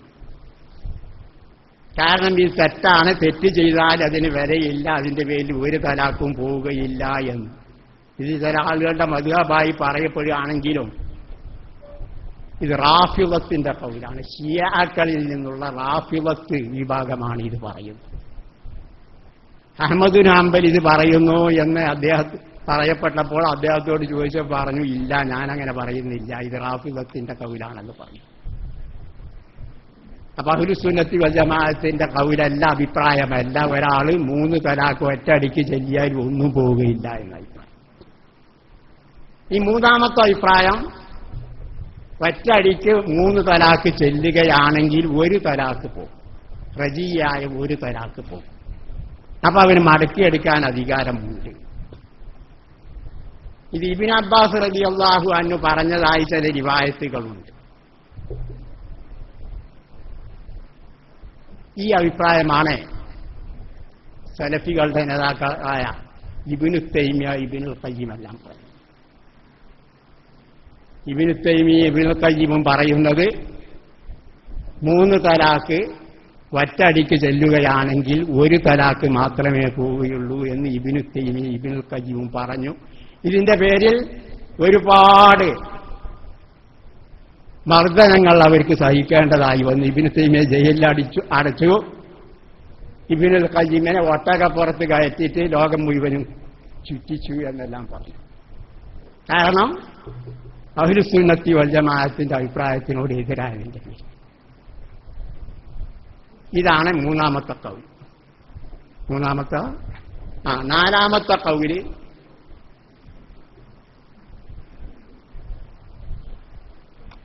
സ്ത്രീകളിലെ 2 വിഭാഗം സ്ത്രീകളുണ്ട്. ഭർത്താവുമായി നിക്കാഹ് കഴിഞ്ഞതിന്റെ ശേഷം ഭർത്താവുമായി ബന്ധപ്പെട്ടവരുമുണ്ട്, ബന്ധപ്പെടാത്തവരുമുണ്ട്, മദ്ഖൂലു ബിഹയുണ്ട്, അല്ലാത്തവരുമുണ്ട്. അപ്പൊ ഭാര്യ ഭർത്താക്കൾ തമ്മിൽ ബന്ധമുണ്ടായിട്ടില്ലെങ്കിൽ ഒരു തലാഖ് പോകും. ഭാര്യ ഭർത്താക്കൾ തമ്മിൽ ബന്ധമുണ്ടായിട്ടുണ്ടെങ്കിൽ 3 തലാഖ് പോകുമെന്നുള്ള മറ്റൊരു അഭിപ്രായം ഇസ്ഹാഖ് ബിൻ റാഹവയുടെ അഭിപ്രായമായി ഇത് പറയപ്പെടും. അപ്പൊ ചുരുക്കി പറഞ്ഞാൽ അഹ്ലുസുന്നത്തി വൽ ജമാഅത്തിന്റെ പണ്ഡിതന്മാരെല്ലാം, അതേപോലെ 4 മദ്ഹബിന്റെ ഇമാമുകളെല്ലാം പറയുന്ന അഭിപ്രായം ഇതാണ്: 3 തലാഖ് ചെല്ലുകയാണെങ്കിൽ 3 തലാഖ് പോകും. അവരുടെ തെളിവ്, സമയം കൂടുതലായി, തെളിവ് കൂടി പറഞ്ഞ് ഞാൻ നിർത്തുകയാണ്. അപ്പൊ ഇവരുടെ തെളിവ്, അതായത് ഒന്നേ പോവുകയുള്ളൂ എന്ന് പറഞ്ഞവരുടെ തെളിവായി പറയുന്നത് ഇബ്നു അബ്ബാസ് റളിയല്ലാഹു അൻഹുമയിൽ നിന്ന് താവൂസ് റിവായത്ത് ചെയ്ത ഒരു ഹദീസിൽ കാണാം. കാനത്ത് തലാഖു അലാ അഹദി റസൂലില്ലാഹി സ്വല്ലല്ലാഹു അലൈഹി വസല്ലമ വഅബീ ബക്രിൻ വസനതൈനി മിൻ ഖിലാഫത്തി ഉമർ ബിനുൽ ഖത്താബ് തലാഖു സലാത്തി വാഹിദ. فقال عمر رضي الله عنه إن الناس قد استعجلوا في أمر كانت لهم فيه أنات فلو أمضيناه عليه قال الله عليه. റസൂലുള്ളാഹിന്റെ കാലത്ത് 3 തലാഖ് എല്ലിയാൽ 1 തലാഖായി കണക്കാക്കി. അബൂബക്കർ റളിയല്ലാഹു അൻഹുവിന്റെ കാലത്തും 3 തലാഖ് എല്ലിയാൽ അത് 1 ആയിട്ടായിരുന്നു കണക്കാക്കി. ഉമർ ഇബ്നുൽ ഖത്താബ് റളിയല്ലാഹു അൻഹുവിന്റെ ഖിലാഫത്തിന്റെ ആദ്യത്തെ 2 വർഷവും അങ്ങനെ തന്നെയായിരുന്നു. 3 തലാഖ് എല്ലിയാൽ 1 തലാഖായിട്ടായിരുന്നു കണക്കാക്കിയത്. അങ്ങനെ ഉമർ റളിയല്ലാഹു അൻഹുവിന്റെ ഖിലാഫത്ത് കാലത്ത് 2 വർഷം കഴിഞ്ഞതിന്റെ ശേഷം അദ്ദേഹം പറഞ്ഞു, ആളുകൾ സാവകാശം ചെയ്യേണ്ടുന്ന കാര്യം ധൃതി കൂട്ടുകയാണ് ചെയ്യുന്നത്. നേരത്തെ പറഞ്ഞല്ലോ, തലാഖ് 3 തവണകളായി ചെല്ലേണ്ടതാണ് എന്ന് പറഞ്ഞു. ഇങ്ങനെ സാവകാശം ചെയ്യേണ്ടുന്ന ഒരു കാര്യം ധൃതി കൂട്ടി ഒറ്റയടിക്ക് ചെയ്യുകയാണ് ചെയ്തത്. അതിന്റെ പേരിൽ ഇത് 3 തന്നെയാക്കുകയാണെങ്കിൽ നല്ലതെന്ന് പറഞ്ഞ് അദ്ദേഹം 3 ആക്കി. ഇതാണ് 1 തലാഖേ പോവുകയുള്ളൂ എന്ന് പറഞ്ഞ ഒരു തെളിവായി പറയുന്നു. ഇതിന് നേരത്തെ പറഞ്ഞ മദ്ഹബിന്റെ ഇമാമുകൾ അഹ്ലുസുന്നത്തി വൽ ജമാഅത്ത് പറയുന്ന മറുപടി. ഒന്ന്, നേരത്തെ ഇബ്നു അബ്ബാസ് റളിയല്ലാഹു അൻഹുമയിൽ നിന്ന് ഇങ്ങനെ ഒന്നേ പോവുകയുള്ളൂ എന്ന് റിവായത്തുണ്ടെങ്കിലും ഇബ്നു അബ്ബാസ് റളിയല്ലാഹു അൻഹുമയിൽ നിന്ന് പ്രഗൽഭരായ നിവേദകന്മാരെല്ലാം നിവേദനം ചെയ്യുന്നത് 3 തലാഖും പോവുമെന്നാണ് ഇമാം തഹാവി പറഞ്ഞ മറുപടി. ഇന്ന സഈദ് ബിൻ ജുബൈരിൻ വമുജാഹിദൻ വഅതാഅൻ വഅംറ ബിൻ ദീനാരിൻ വമാലിക് ബിൻ അൽ-ഹുവൈരിസി വനുഅ്മാൻ ബിൻ അബി അയ്യാശിൻ റവൗ അൻ ഇബ്നു അബ്ബാസിൻ ഫീമൻ തലഖ ഇംറഅതഹു സലാസൻ അന്നഹു ഖദ് അസാ റബ്ബഹു വബാനത് മിൻഹു ഇംറഅതുഹു വലാ യൻകിഹുഹാ ഇല്ലാ ബഅദ സൗജ്. ഇമാം ഇബ്നു അബ്ബാസിൽ നിന്ന് പ്രഗൽഭരായ ഇമാമുകളെല്ലാം നിവേദനം ചെയ്യുന്നത് മറിച്ചാണ്. അതായത് 3 തലാഖ് ഒറ്റയടിക്കൊരാൾ ചൊല്ലിയാൽ 3 പോകും. പിന്നീട് ഭർത്താവ് അവളെ വിവാഹം ചെയ്യണമെങ്കിൽ മറ്റൊരു ഭർത്താവിന് വിവാഹിതയായതിന്റെ ശേഷമേ പാടുള്ളൂ. ഇതാണ് പ്രഗൽഭരായ ഇമാമുകൾ പറയുന്നത്. അപ്പോൾ ഇബ്നു അബ്ബാസ് റളിയല്ലാഹു അൻഹുമയിൽ നിന്ന് 2 നിവേദനമുണ്ടെങ്കിൽ അഹ്ലുസുന്നത്തി വൽ ജമാഅത്തിന്റെ അഭിപ്രായത്തോട് യോജിച്ചതും യോജിക്കാത്തതും ഈ 2 നിവേദനങ്ങളിൽ നിന്ന് മുൻഗണന കൽപ്പിക്കേണ്ടത് അഹ്ലുസുന്നത്തി വൽ ജമാഅത്തിന്റെ അഭിപ്രായത്തോട് യോജിച്ച അഭിപ്രായത്തിനാണ്, റിവായത്തിനാണ് എന്ന് മറുപടി. ഒരു മറുപടി. രണ്ടാം മറുപടി ആരാ പറയുന്നത്? 3 തലാഖ് ചൊല്ലിയാല് 3 തലാഖും പോകും എന്ന് പറയുന്ന ഇമാമുകളുടെ മറുപടിയാണ് ഇതിനെ നേരത്തെ പറഞ്ഞ ഹദീസുണ്ടല്ലോ, റസൂലുള്ളാഹിന്റെ കാലത്ത് 1 തലാഖ് 3 തലാഖ് ചൊല്ലിയാല് ഒന്നായി കണക്കാക്കിയിരുന്നു. അബൂബക്കർ റളിയല്ലാഹുവിന്റെ കാലത്തും അങ്ങനെ തന്നെ, ഉമർ റളിയല്ലാഹു അൻഹുവിന്റെ ഖിലാഫത്തിന്റെ ആദ്യത്തെ 2 വർഷവും അങ്ങനെ തന്നെയാണ് എന്ന് പറഞ്ഞതിന് മറുപടി ഇതിനർത്ഥം അങ്ങനെ. ഇപ്പറഞ്ഞത് ഒറ്റടിക്ക് 3 തലാഖ് ചൊല്ലി എന്ന് പറയുന്നതിനെ പറ്റിയല്ല. അന്തിതാലിക്കുൻ എന്ന് 3 പ്രാവശ്യം പറഞ്ഞു. ഒരു പ്രത്യേക ഉപയോഗിച്ചു. അന്തിതാലിക്കുൻ 3 പ്രാവശ്യം ആവർത്തിച്ചാൽ ഇത് അറബി ഭാഷയിൽ 2 സാധ്യതകളാണ്. അന്തിതാലിക്കുൻ എന്ന് പറഞ്ഞാല് ഞാൻ തലാഖ് ചൊല്ലി നീ താലിക്കാണേ എന്ന് പറഞ്ഞു, നീ തലാഖ് ചൊല്ലപ്പെട്ടവളാണ് എന്ന് പറഞ്ഞതിന് തെക്കീതായിക്കൊണ്ട് 2ാമത്തവും 3ാമത്തവും ആവാൻ സാധ്യത.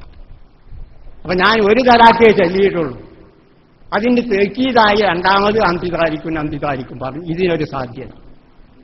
മറ്റൊരു സാധ്യത അന്തിതാലിക്കും 1, 2ാമത് അന്തിതാലിക്കും 2, 3ാമത് അന്തിതാലിക്കും. അപ്പൊ 3 ആവാനും സാധ്യത. അപ്പൊ ഈ 2 സാധ്യതയുള്ള ഒരു വാക്ക് ഉച്ചരിക്കുകയാണെങ്കിൽ മഹാന്മാരായ പണ്ഡിതന്മാരെല്ലാം പറയുന്നത് ഇവന്റെ ഉദ്ദേശം എങ്ങനെയാണ് അതേപോലെ വ്യത്യാസപ്പെടും. ആദ്യം അന്തിതാലിക്കും എന്ന് പറഞ്ഞാൽ ഞാൻ ഈ 3 പ്രാവശ്യം പറഞ്ഞ ആയത്തിന് തെക്കീതായിയാണ് ഞാൻ പറഞ്ഞത്, 3 തലാഖ് ഉദ്ദേശിച്ചിട്ടില്ല എന്ന് പറയുകയാണെങ്കിൽ അത് സംഭവിക്കാം. അല്ല ഞാൻ 3 തന്നെ ഉദ്ദേശിച്ചു എന്ന് പറയുകയാണെങ്കിൽ അങ്ങനെ ആയിരിക്കും. അതിനെപ്പറ്റിയാണ് പറഞ്ഞത്.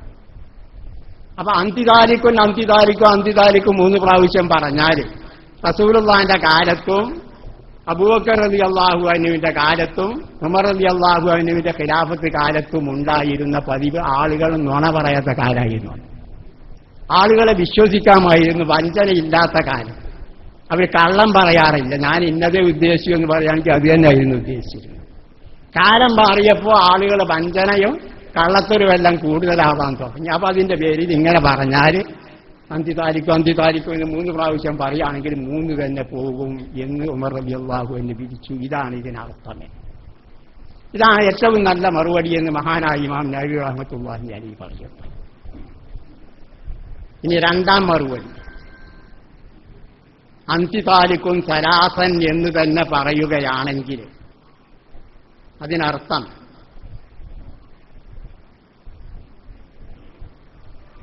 ആളുകളുടെ പഴയ കാലത്തെല്ലാം ആളുകൾ 1 തലാഖേ ചെല്ലാറുണ്ടായിരുന്നു. ഇപ്പോഴങ്ങനെയല്ല, കാലം മാറി ആളുകൾ ഒറ്റയടിക്ക് തന്നെ 3 തലാക്ക് ചെല്ലാൻ തുടങ്ങി. അപ്പൊ അതിന്റെ പേരിൽ 3 തലാക്ക് പോകും. ഇതാണ് ഇതിനർത്ഥം. അപ്പൊ ഇതനുസരിച്ച് ആളുകളുടെ ആദത്തും പതിവും മാറി എന്നാണ് ഇതിനർത്ഥം.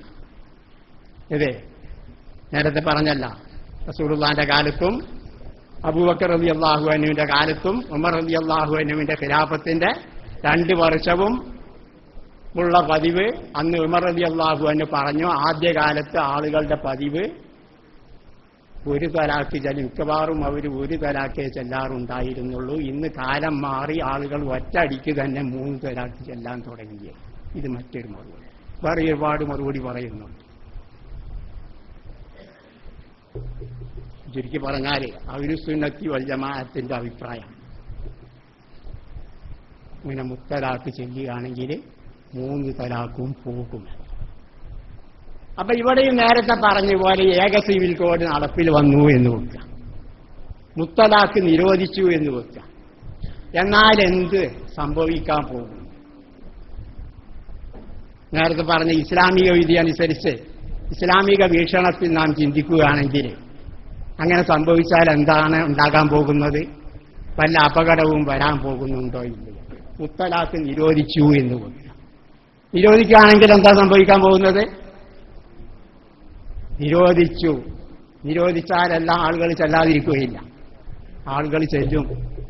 എന്നിട്ടോ ചെല്ലിയാലോ 3 തലാക്ക് നിയമ വിധേയമല്ല. അപ്പൊ അതിന്റെ പേരിൽ ഒന്നുകിൽ എന്ത് തീരുമാനിക്കണം? തലാക്ക് പോവുകയില്ല എന്ന് തീരുമാനിച്ചു, അല്ലെങ്കിൽ 1 തലാക്ക് പോകുമെന്ന് തീരുമാനിച്ചു. രണ്ടാണെങ്കിലും കുഴപ്പമാണ്. കാരണം അവൻ എന്ത് ചെയ്യും? 1 തലാക്ക് പോവുകയാണെങ്കിൽ ഭാര്യയെ മടക്കിയെടുക്കും. തലാക്ക് പോവുകയില്ല എന്ന് നോക്കുകയാണെങ്കിൽ ഭാര്യയുമായി ബന്ധപ്പെടും. അപ്പൊ എന്ത് ചെയ്യും? അവൻ വ്യഭിചരിക്കുകയാണ് ചെയ്യുന്നത്. അപ്പോൾ അവൻ ഭാര്യയുമായി ബന്ധപ്പെടൽ അങ്ങനെ നിയമം മുഖേന അത് വിരോധിക്കുകയാണെങ്കിൽ സംഭവിക്കാൻ പോകുന്നത്, ഇത്തരം സംഭവങ്ങൾ ഉണ്ടാവുകയാണെങ്കിൽ സ്വന്തം ഭാര്യയെ തലാക്ക് ചെല്ലിയതിന്റെ ശേഷം അഹ്ലുസുന്നത്തി വൽ ജമാഅത്തിന്റെയും 4 മദ്ഹബിന്റെ ഇമാമുകളുടെയും അഭിപ്രായം അനുസരിച്ച് ഭാര്യയെ തലാക്ക് ചെല്ലിയതിന്റെ ശേഷം അവളുമായി ബന്ധപ്പെടൽ ഹറാമാണ്, വ്യഭിചാരമാണ്. അപ്പൊ ഇവൻ ചെയ്യുന്നത് വ്യഭിചാരമാണ്. എന്നിട്ടോ അതിൽ ജനിക്കുന്ന കുട്ടിയോ ഹറാമിന്റെ മക്കൾ, ഹറാം പറഞ്ഞവരുമായി. ഇതാണ് സംഭവിക്കാൻ പോകുന്നത്. ഇതാണ് ഇസ്ലാമിന്റെ വീക്ഷണം. പിന്നീട് ബഹുഭാര്യത്തെ പറ്റിയാണ് സമയം വളരെ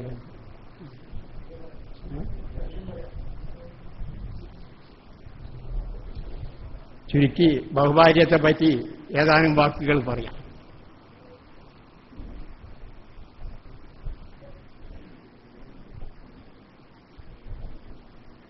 നേരത്തെ ഇസ്ലാമിലെ ബഹുഭാര്യത്വം, അതും നേരത്തെ പറഞ്ഞതുപോലെ ലിംഗസമത്വത്തിനെതിരാണ് എന്നും സ്ത്രീകളോടുള്ള അനീതിയാണെന്നും ഇതേപോലെ പല നിലക്കും ആക്ഷേപിക്കപ്പെടും. ഇതിലെ ഇസ്ലാം എന്ത് ചെയ്തു? ഇസ്ലാം ബഹുഭാര്യത്വം അനുവദിച്ചു എന്ന് പറഞ്ഞാൽ ബഹുഭാര്യത്വം ശറഅക്കാൻ വേണ്ടി റസൂലുള്ള വരികയാണോ ഉണ്ടായത്? അതല്ല, ബഹുഭാര്യത്വം നടപ്പിലുണ്ടായിരുന്ന ഒരു വിഭാഗത്തിലേക്ക് റസൂലായി വരികയാണ് ചെയ്തെന്താ ഉണ്ടായത്? റസൂലുള്ള ബഹുഭാര്യത്വം നടപ്പിലാക്കാൻ വേണ്ടി വന്നതല്ല. റസൂലുള്ള അല്ല ബഹുഭാര്യത്വം നടപ്പിലാക്കിയത്, ഇസ്ലാമല്ല ബഹുഭാര്യത്വം നടപ്പിലാക്കിയത്. ഇസ്ലാമിന്റെ മുമ്പ് തന്നെ ഉണ്ടായിരുന്ന ഒരാചാരത്തെ റസൂലുള്ളയും ഇസ്ലാമും നിയന്ത്രിക്കുകയാണ് ചെയ്യുന്നത്. നേരത്തെ പറഞ്ഞല്ല, തലാക്ക് 100 പ്രാവശ്യം തലാക്ക് ചൊല്ലുകയാണെങ്കിലും വിരോധമില്ല എന്ന് പറഞ്ഞ് ഇസ്ലാം തലാക്ക് നിയന്ത്രിച്ചു. 3 പാടുള്ളൂ, അതിലധികം പാടില്ല എന്ന് പറഞ്ഞതുപോലെ ആദ്യകാലത്തുണ്ടായിരുന്ന ജാഹിലിയ്യ കാലത്തുണ്ടായിരുന്ന പതിവ് ഒരാൾക്ക് എത്രയോ ഭാര്യമാരെ വെച്ചുകൊണ്ടിരിക്കും. 4 എത്രയോ ഭാര്യമാരെ ഭാര്യയായിക്കൊണ്ട് വെച്ചുകൊണ്ടിരിക്കുന്ന പതിവായിരുന്നു ഉണ്ടായി. റസൂലുള്ളാഹി സല്ലല്ലാഹു അലൈഹി വസല്ലം എന്ത് ചെയ്തു? ഇസ്ലാം എന്ത് ചെയ്തു? അതിന് നിയന്ത്രണം ഏർപ്പെടുത്തി അത്ര കൂടുതൽ ഭാര്യമാരെ വെക്കാൻ പാടില്ല. ഒരാൾ കയറി വന്നാൽ 4 പാടും. മഹാനായ ഖൈലാൻ സലമ റളിയല്ലാഹു അൻഹു ഇസ്ലാം മതം സ്വീകരിച്ചപ്പോൾ അദ്ദേഹത്തിന്റെ കീഴിൽ 10 ഭാര്യമാരുണ്ടായി. റസൂലുള്ളാഹി സ്വല്ലല്ലാഹു അലൈഹി വസല്ലം പറഞ്ഞു, അംസിക്ക് 40 ഫാരിക്ക് സായിറഹിനായി. ഇതിൽ 4 ഭാര്യമാരെ വെച്ചുകൊണ്ട് ബാക്കി മുഴുവനും തലാഖ് ചെയ്തു. അതേപോലെ മറ്റ് പല ആളുകളും നൗഫൽ ഇബ്നു മുആവിയ, ഉമൈറത്തുൽ അസദി മുതലായ ആളുകൾക്കെല്ലാം ഉമൈറത്തുൽ അസദിക്ക് 8 ഭാര്യമാരുണ്ടായി. റസൂൽ സല്ലല്ലാഹു അലൈഹി വസല്ലം 4 വെച്ചുകൊണ്ട് ബാക്കി തലാഖ് എല്ലാം വേണ്ടി. അപ്പോൾ ഇവിടെ ഇസ്ലാം ബഹുഭാര്യത്വത്തിന് പരിധി വെക്കുകയാണ് ചെയ്തത്. പഴയകാലത്തെ ധാരാളം ഇഷ്ടം പോലെ ഭാര്യമാരെ വെച്ചുകൊണ്ടിരിക്കുന്നതിന് പരിധി നിശ്ചയിച്ചു. 4 പാടുള്ളൂ, 4-ലധികം പാടില്ല. അംസിക്ക് 40 ഫാരിക്ക് സായിറഹു. ഇനി അതിന്റെ യുക്തിപരമായി ഇതൊരു അന്യായമാണോ, സ്ത്രീകളോട് ചെയ്യുന്ന അന്യായമാണോ, അതോ ഇതുകൊണ്ട് സ്ത്രീകൾക്ക് അനുഗ്രഹമാണോ എന്നാണ് ചിന്തിക്കാൻ. ബഹുഭാര്യത്വത്തിലൂടെ സ്ത്രീകളോട് ഇസ്ലാം അന്യായം ചെയ്യുകയാണോ ചെയ്തത്, അതല്ല ഇസ്ലാം സ്ത്രീകൾക്ക് അനുഗ്രഹമാണോ ചെയ്തത്? പൊതുവെ ഇന്നത്തെ കാനേശുമാർ കണക്കനുസരിച്ചും മറ്റുമെല്ലാം നോക്കുകയാണെങ്കിൽ, സെൻസസ് അനുസരിച്ച് നോക്കുകയാണെങ്കിൽ സ്ത്രീകൾ അധികമാണ്, പുരുഷന്മാർ കുറവും. ചില നാടുകളിലെല്ലാം വ്യത്യാസപ്പെടും. പൊതുവെ സ്ത്രീകൾ കൂടുതലും പുരുഷന്മാർ കുറവുമാണ്. ഇനി മാത്രമല്ല, സ്ത്രീകളുടെ ആധിക്യം കൂടി വരുമെന്ന് റസൂലുള്ളാഹി സ്വല്ലല്ലാഹു അലൈഹി വസല്ലം പറഞ്ഞു. ഇന്ന മിൻ അശ്റാത്തി സാഅത്തി അൻ യുർഫഅൽ ഇൽമു വയക്സുറൽ ജഹ്ലു വയക്സുറൽ സിനാ വയക്സുറ ശുർബുൽ ഖംരി വയഖില്ലർ റിജാലു വയക്സുറൻ നിസാ. ഖിയാമത്ത് ദിവസത്തിന്റെ അടയാളങ്ങൾ എണ്ണിയ കൂട്ടത്തിൽ പുരുഷന്മാർ കുറയുകയും സ്ത്രീകൾ അധികമാവുകയും ചെയ്യുക എന്നുള്ളത് ഖിയാമത്ത് ദിവസത്തിന്റെ അടയാളങ്ങളിൽപ്പെട്ട അടയാളം. അപ്പൊ ഇങ്ങനെ വരുന്ന അവസരത്തിൽ പുരുഷന്മാർ കുറവാണ്. ആകെയിൽ പുരുഷന്മാർ വളരെ കുറവാണ്, സ്ത്രീകൾ കൂടുതലുമാണ്. അപ്പൊ ഇവിടെ ഒരു പുരുഷന് ഒരു സ്ത്രീയെ വിവാഹം കഴിക്കാൻ പാടുള്ളൂ എന്ന് നിയമം വെക്കുകയാണെങ്കിൽ, അപ്പൊ ഓരോ പുരുഷനും ഉള്ള സ്ത്രീകളിൽ നിന്ന്, ധാരാളം സ്ത്രീകളുള്ളവരിൽ നിന്ന് ഓരോ സ്ത്രീകളെ ഓരോ പുരുഷന്മാർക്ക് വിവാഹം കഴിച്ചു കൊടുത്തു എന്ന്. പിന്നെയും സ്ത്രീകളുടെ എണ്ണം ഒരുപാട് ബാക്കിയാണ്. ഇനി അവരെന്ത് ചെയ്യും? അവരെന്താ ചെയ്യേ? ഒന്നുകിൽ 3 മാർഗങ്ങളിൽ ഏതെങ്കിലും മാർഗം സ്വീകരിക്കേണ്ടെന്ന് നിർത്തി. ഇന്ന് പാശ്ചാത്യ നാടുകളിലെല്ലാം കണ്ടുവരുന്നത് പോലെ നിയമപരമായ ഭാര്യ 1, വേറെ എത്രയോ നിയമപരമല്ലാത്ത ഭാര്യമാർ, ഗേൾ ഫ്രണ്ട് എന്നോ കാമുകിമാരി എന്നോ അതിൽ യാതൊരു തയ്യാറുമില്ല. അതെത്ര വെക്കുന്നതിന് തയ്യാറില്ല. അപ്പൊ നിയമപരമായി ഒരു ഭാര്യ, മറ്റത് നിയമപരമല്ലാത്ത സ്ത്രീകളെ അനാശാസ്യ പ്രവർത്തനത്തിന് ഉപയോഗിക്കുക. അവർ വേശ്യകളായിക്കൊണ്ടോ വ്യഭിചാരിണികളായിക്കൊണ്ടോ നിലനിൽക്കും. അവിടെ കാമവികാരം പൂർത്തിയാക്കാൻ പിന്നെ എന്ത് ചെയ്യും? അപ്പൊ ഇതേപോലെ ഒന്നുകിൽ അങ്ങനെ അത് സംഭവിക്കും, അല്ലെങ്കിൽ ബാക്കിയുള്ളവര് അവർക്കൊന്നുമില്ല, അവർക്ക് വിവാഹമില്ല, മക്കളില്ല, ഒന്നുമില്ലാത്ത രൂപത്തിൽ ജീവിതകാലം മുഴുവനും അവർ അവിവാഹിതകളായി നിലകൊള്ളേണ്ടതായി. ഇത് 2ാം സാധ്യത. 3ാം സാധ്യത ഇസ്ലാം പറഞ്ഞ ബഹുഭാര്യത്വം നടപ്പിലാക്കി. ഇങ്ങനെ 3 സാധ്യത മാത്രമേ ഉള്ളൂ. ഒന്നുകിൽ വിദേശ നാടുകളിലെല്ലാം ഉള്ളതുപോലെ, യൂറോപ്യൻ നാടുകളിലും അമേരിക്കൻ അതേപോലെ നാടുകളിലെല്ലാം ഉള്ളതുപോലെ സ്ത്രീകൾ വ്യഭിചാരിണികളായും കാമുകികളായും മറ്റും മാറുന്ന അവസ്ഥ. അതുമല്ലെങ്കിൽ നേരത്തെ പറഞ്ഞതുപോലെ ഒന്നുമില്ലാത്ത, വിവാഹമില്ലാത്ത രൂപത്തിൽ നിലകൊള്ളുന്ന അവസ്ഥ. അതുമല്ലെങ്കിൽ ഇസ്ലാം പറയുന്നത് ശരിയാണ്, 4 ഭാര്യമാരെ വിവാഹം കഴിക്കുകയാണെങ്കിൽ ഒരു പരിധി വരെ പരിഹരിക്കാൻ കഴിയുമെന്ന് പറഞ്ഞു. അങ്ങനെ 3 സാധ്യത അല്ലാതെ മറ്റൊരു സാധ്യത. ഇതിലെ ആദ്യത്തെ സാധ്യത വ്യഭിചാരം എന്നുള്ളത് ഇസ്ലാമിൽ വ്യഭിചാരത്തിന്റെ എല്ലാ പഴുതുകളും ഇസ്ലാം അടച്ചിരിക്കുക. യാ അയ്യുഹല്ലദീന ആമനൂ ലാ തഖറബുസ്സിന ഇന്നഹു കാന ഫാഹിശത്തൻ വസാഅ സബീല. നിങ്ങൾ സത്യവിശ്വാസികളെ നിങ്ങൾ വ്യഭിചരിക്കരുത് എന്നല്ല അല്ലാഹു പറഞ്ഞത്. സത്യവിശ്വാസികളെ നിങ്ങൾ വ്യഭിചരിക്കരുത് എന്ന് പറയാതെ വ്യഭിചാരത്തെ സമീപിക്കുക പോലും ചെയ്യരുത്. വ്യഭിചാരത്തിന്റെ അടുത്ത് പോലും നിങ്ങൾ പോകരുത്. കാരണം അത് വളരെ ചീത്ത പ്രവൃത്തിയും വളരെ ദുഷിച്ചതുമാണ് എന്ന് അല്ലാഹു തആല പറഞ്ഞു. അപ്പൊ ഇസ്ലാം വ്യഭിചാരത്തെ കഠിന ഭാഷയിൽ നിരോധിച്ചിരിക്കുകയാണ്. നമുക്കെല്ലാം അറിയാമല്ലോ, ഞാൻ വിശദീകരണത്തിലേക്ക് കടക്കുന്നില്ല. അപ്പോൾ ഒരു മുസ്ലിമിനെ സംബന്ധിച്ചിടത്തോളം അവന്റെ വഖുല്ലിൽ മുഅ്മിനീന യഗ്ളൂ മിൻ അബ്സാരിഹിം വഖുല്ലിൽ മുഅ്മിനാത്തി യഗ്ളൂന മിൻ അബ്സാരിഹിം, സത്യവിശ്വാസികളോട് അവരുടെ ദൃഷ്ടികൾ താഴ്ത്തുവാൻ വേണ്ടി പറയണം. സത്യവിശ്വാസിനികളോട് അവരുടെ ദൃഷ്ടികൾ താഴ്ത്തുവാൻ വേണ്ടി പറയണമെന്ന് പറഞ്ഞു. അപ്പോ വ്യഭിചാരത്തിലേക്ക് എത്തിച്ചേരുന്ന ഏതെല്ലാം വഴികളുണ്ടോ, പഴുതുകളുണ്ടോ, ആ പഴുതുകൾ മുഴുവനും ഇസ്ലാം അടക്കുകയാണ് ചെയ്യുന്നത്. അപ്പൊ അതിന്റെ പേരിൽ ഒരു സത്യവിശ്വാസിയെ സംബന്ധിച്ചിടത്തോളം, ഒരു മുഅ്മിനിനെയും മുഅ്മിനത്തിനെയും സംബന്ധിച്ചിടത്തോളം ഈ ഒരു മാർഗം മാത്രമേ ഉള്ളൂ.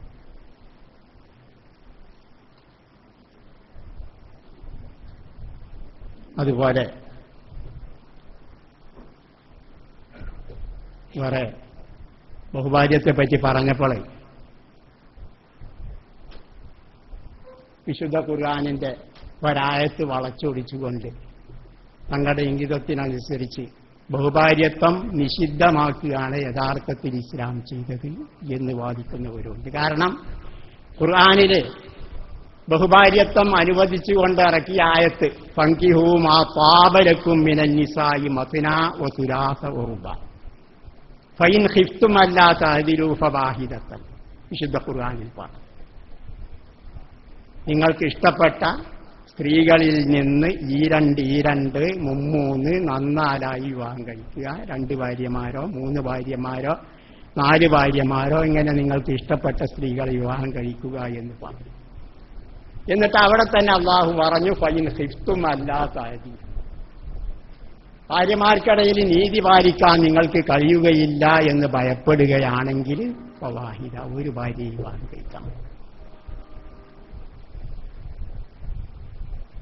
എന്നിട്ട് മറ്റൊരായത്തിൽ പറഞ്ഞു ഫൈൻ ഖിഫ്തും അല്ലാത്തതിലൂ ഫവാഹിദത്തൻ എന്ന് പറഞ്ഞാൽ നീതി പാലിക്കാൻ നിങ്ങൾ നീതി പാലിക്കുകയില്ല എന്നുള്ള ഭയം, ആശങ്ക നിങ്ങൾക്കുണ്ടാവുകയാണെങ്കിൽ ഒരു സ്ത്രീയെ വിവാഹം കഴിക്കാം. മറ്റൊരായത്തിൽ അല്ലാഹു പറഞ്ഞു വലൻ തസ്തതിഉ അൻ തഅദിലൂ ബൈനൻ നിസാ, സ്ത്രീകൾക്കിടയിൽ നീതി പാലിക്കാൻ നിങ്ങൾക്ക് കഴിയുകയില്ല എന്ന് പറഞ്ഞു. അപ്പൊ ഇതിന്റെ അടിസ്ഥാനത്തിൽ അപ്പൊ നീതി പാലിക്കണമെന്നും പറഞ്ഞു, നിങ്ങൾക്ക് നീതി പാലിക്കാൻ കഴിയുകയില്ല എന്നും പറഞ്ഞു. പഴയ കാലത്തെ വിശുദ്ധ ഖുർആനിനെ ദുർവ്യാഖ്യാനം ചെയ്തുകൊണ്ട് ബഹുഭാര്യത്വം യഥാർത്ഥത്തിൽ ഇസ്ലാം നിരോധിച്ചതാണ് എന്നതിന് തെളിവായി അവർ പറയും. കാരണം നീതി പാലിക്കാൻ നിങ്ങൾക്ക് കഴിയുകയില്ല. നീതി പാലിക്കണം, ഒന്നിലധികം ഭാര്യമാരെ വിവാഹം കഴിച്ചാൽ നീതി പാലിക്കണം. വലൻ തസ്തതിഉ അൻ തഅദിലൂ ബൈനൻ നിസാ, സ്ത്രീകൾക്കിടയിൽ നീതി പാലിക്കാൻ നിങ്ങൾക്ക് കഴിയില്ല. അപ്പൊ എന്ത് ചെയ്യരുത്? ഒന്നിലധികം ഭാര്യമാരെ വിവാഹം കഴിക്കരുത്. ഈ അടുത്ത് വാരാദ്യ മാധ്യമത്തില് ഖമറുന്നിസ അൻവർ എഴുതി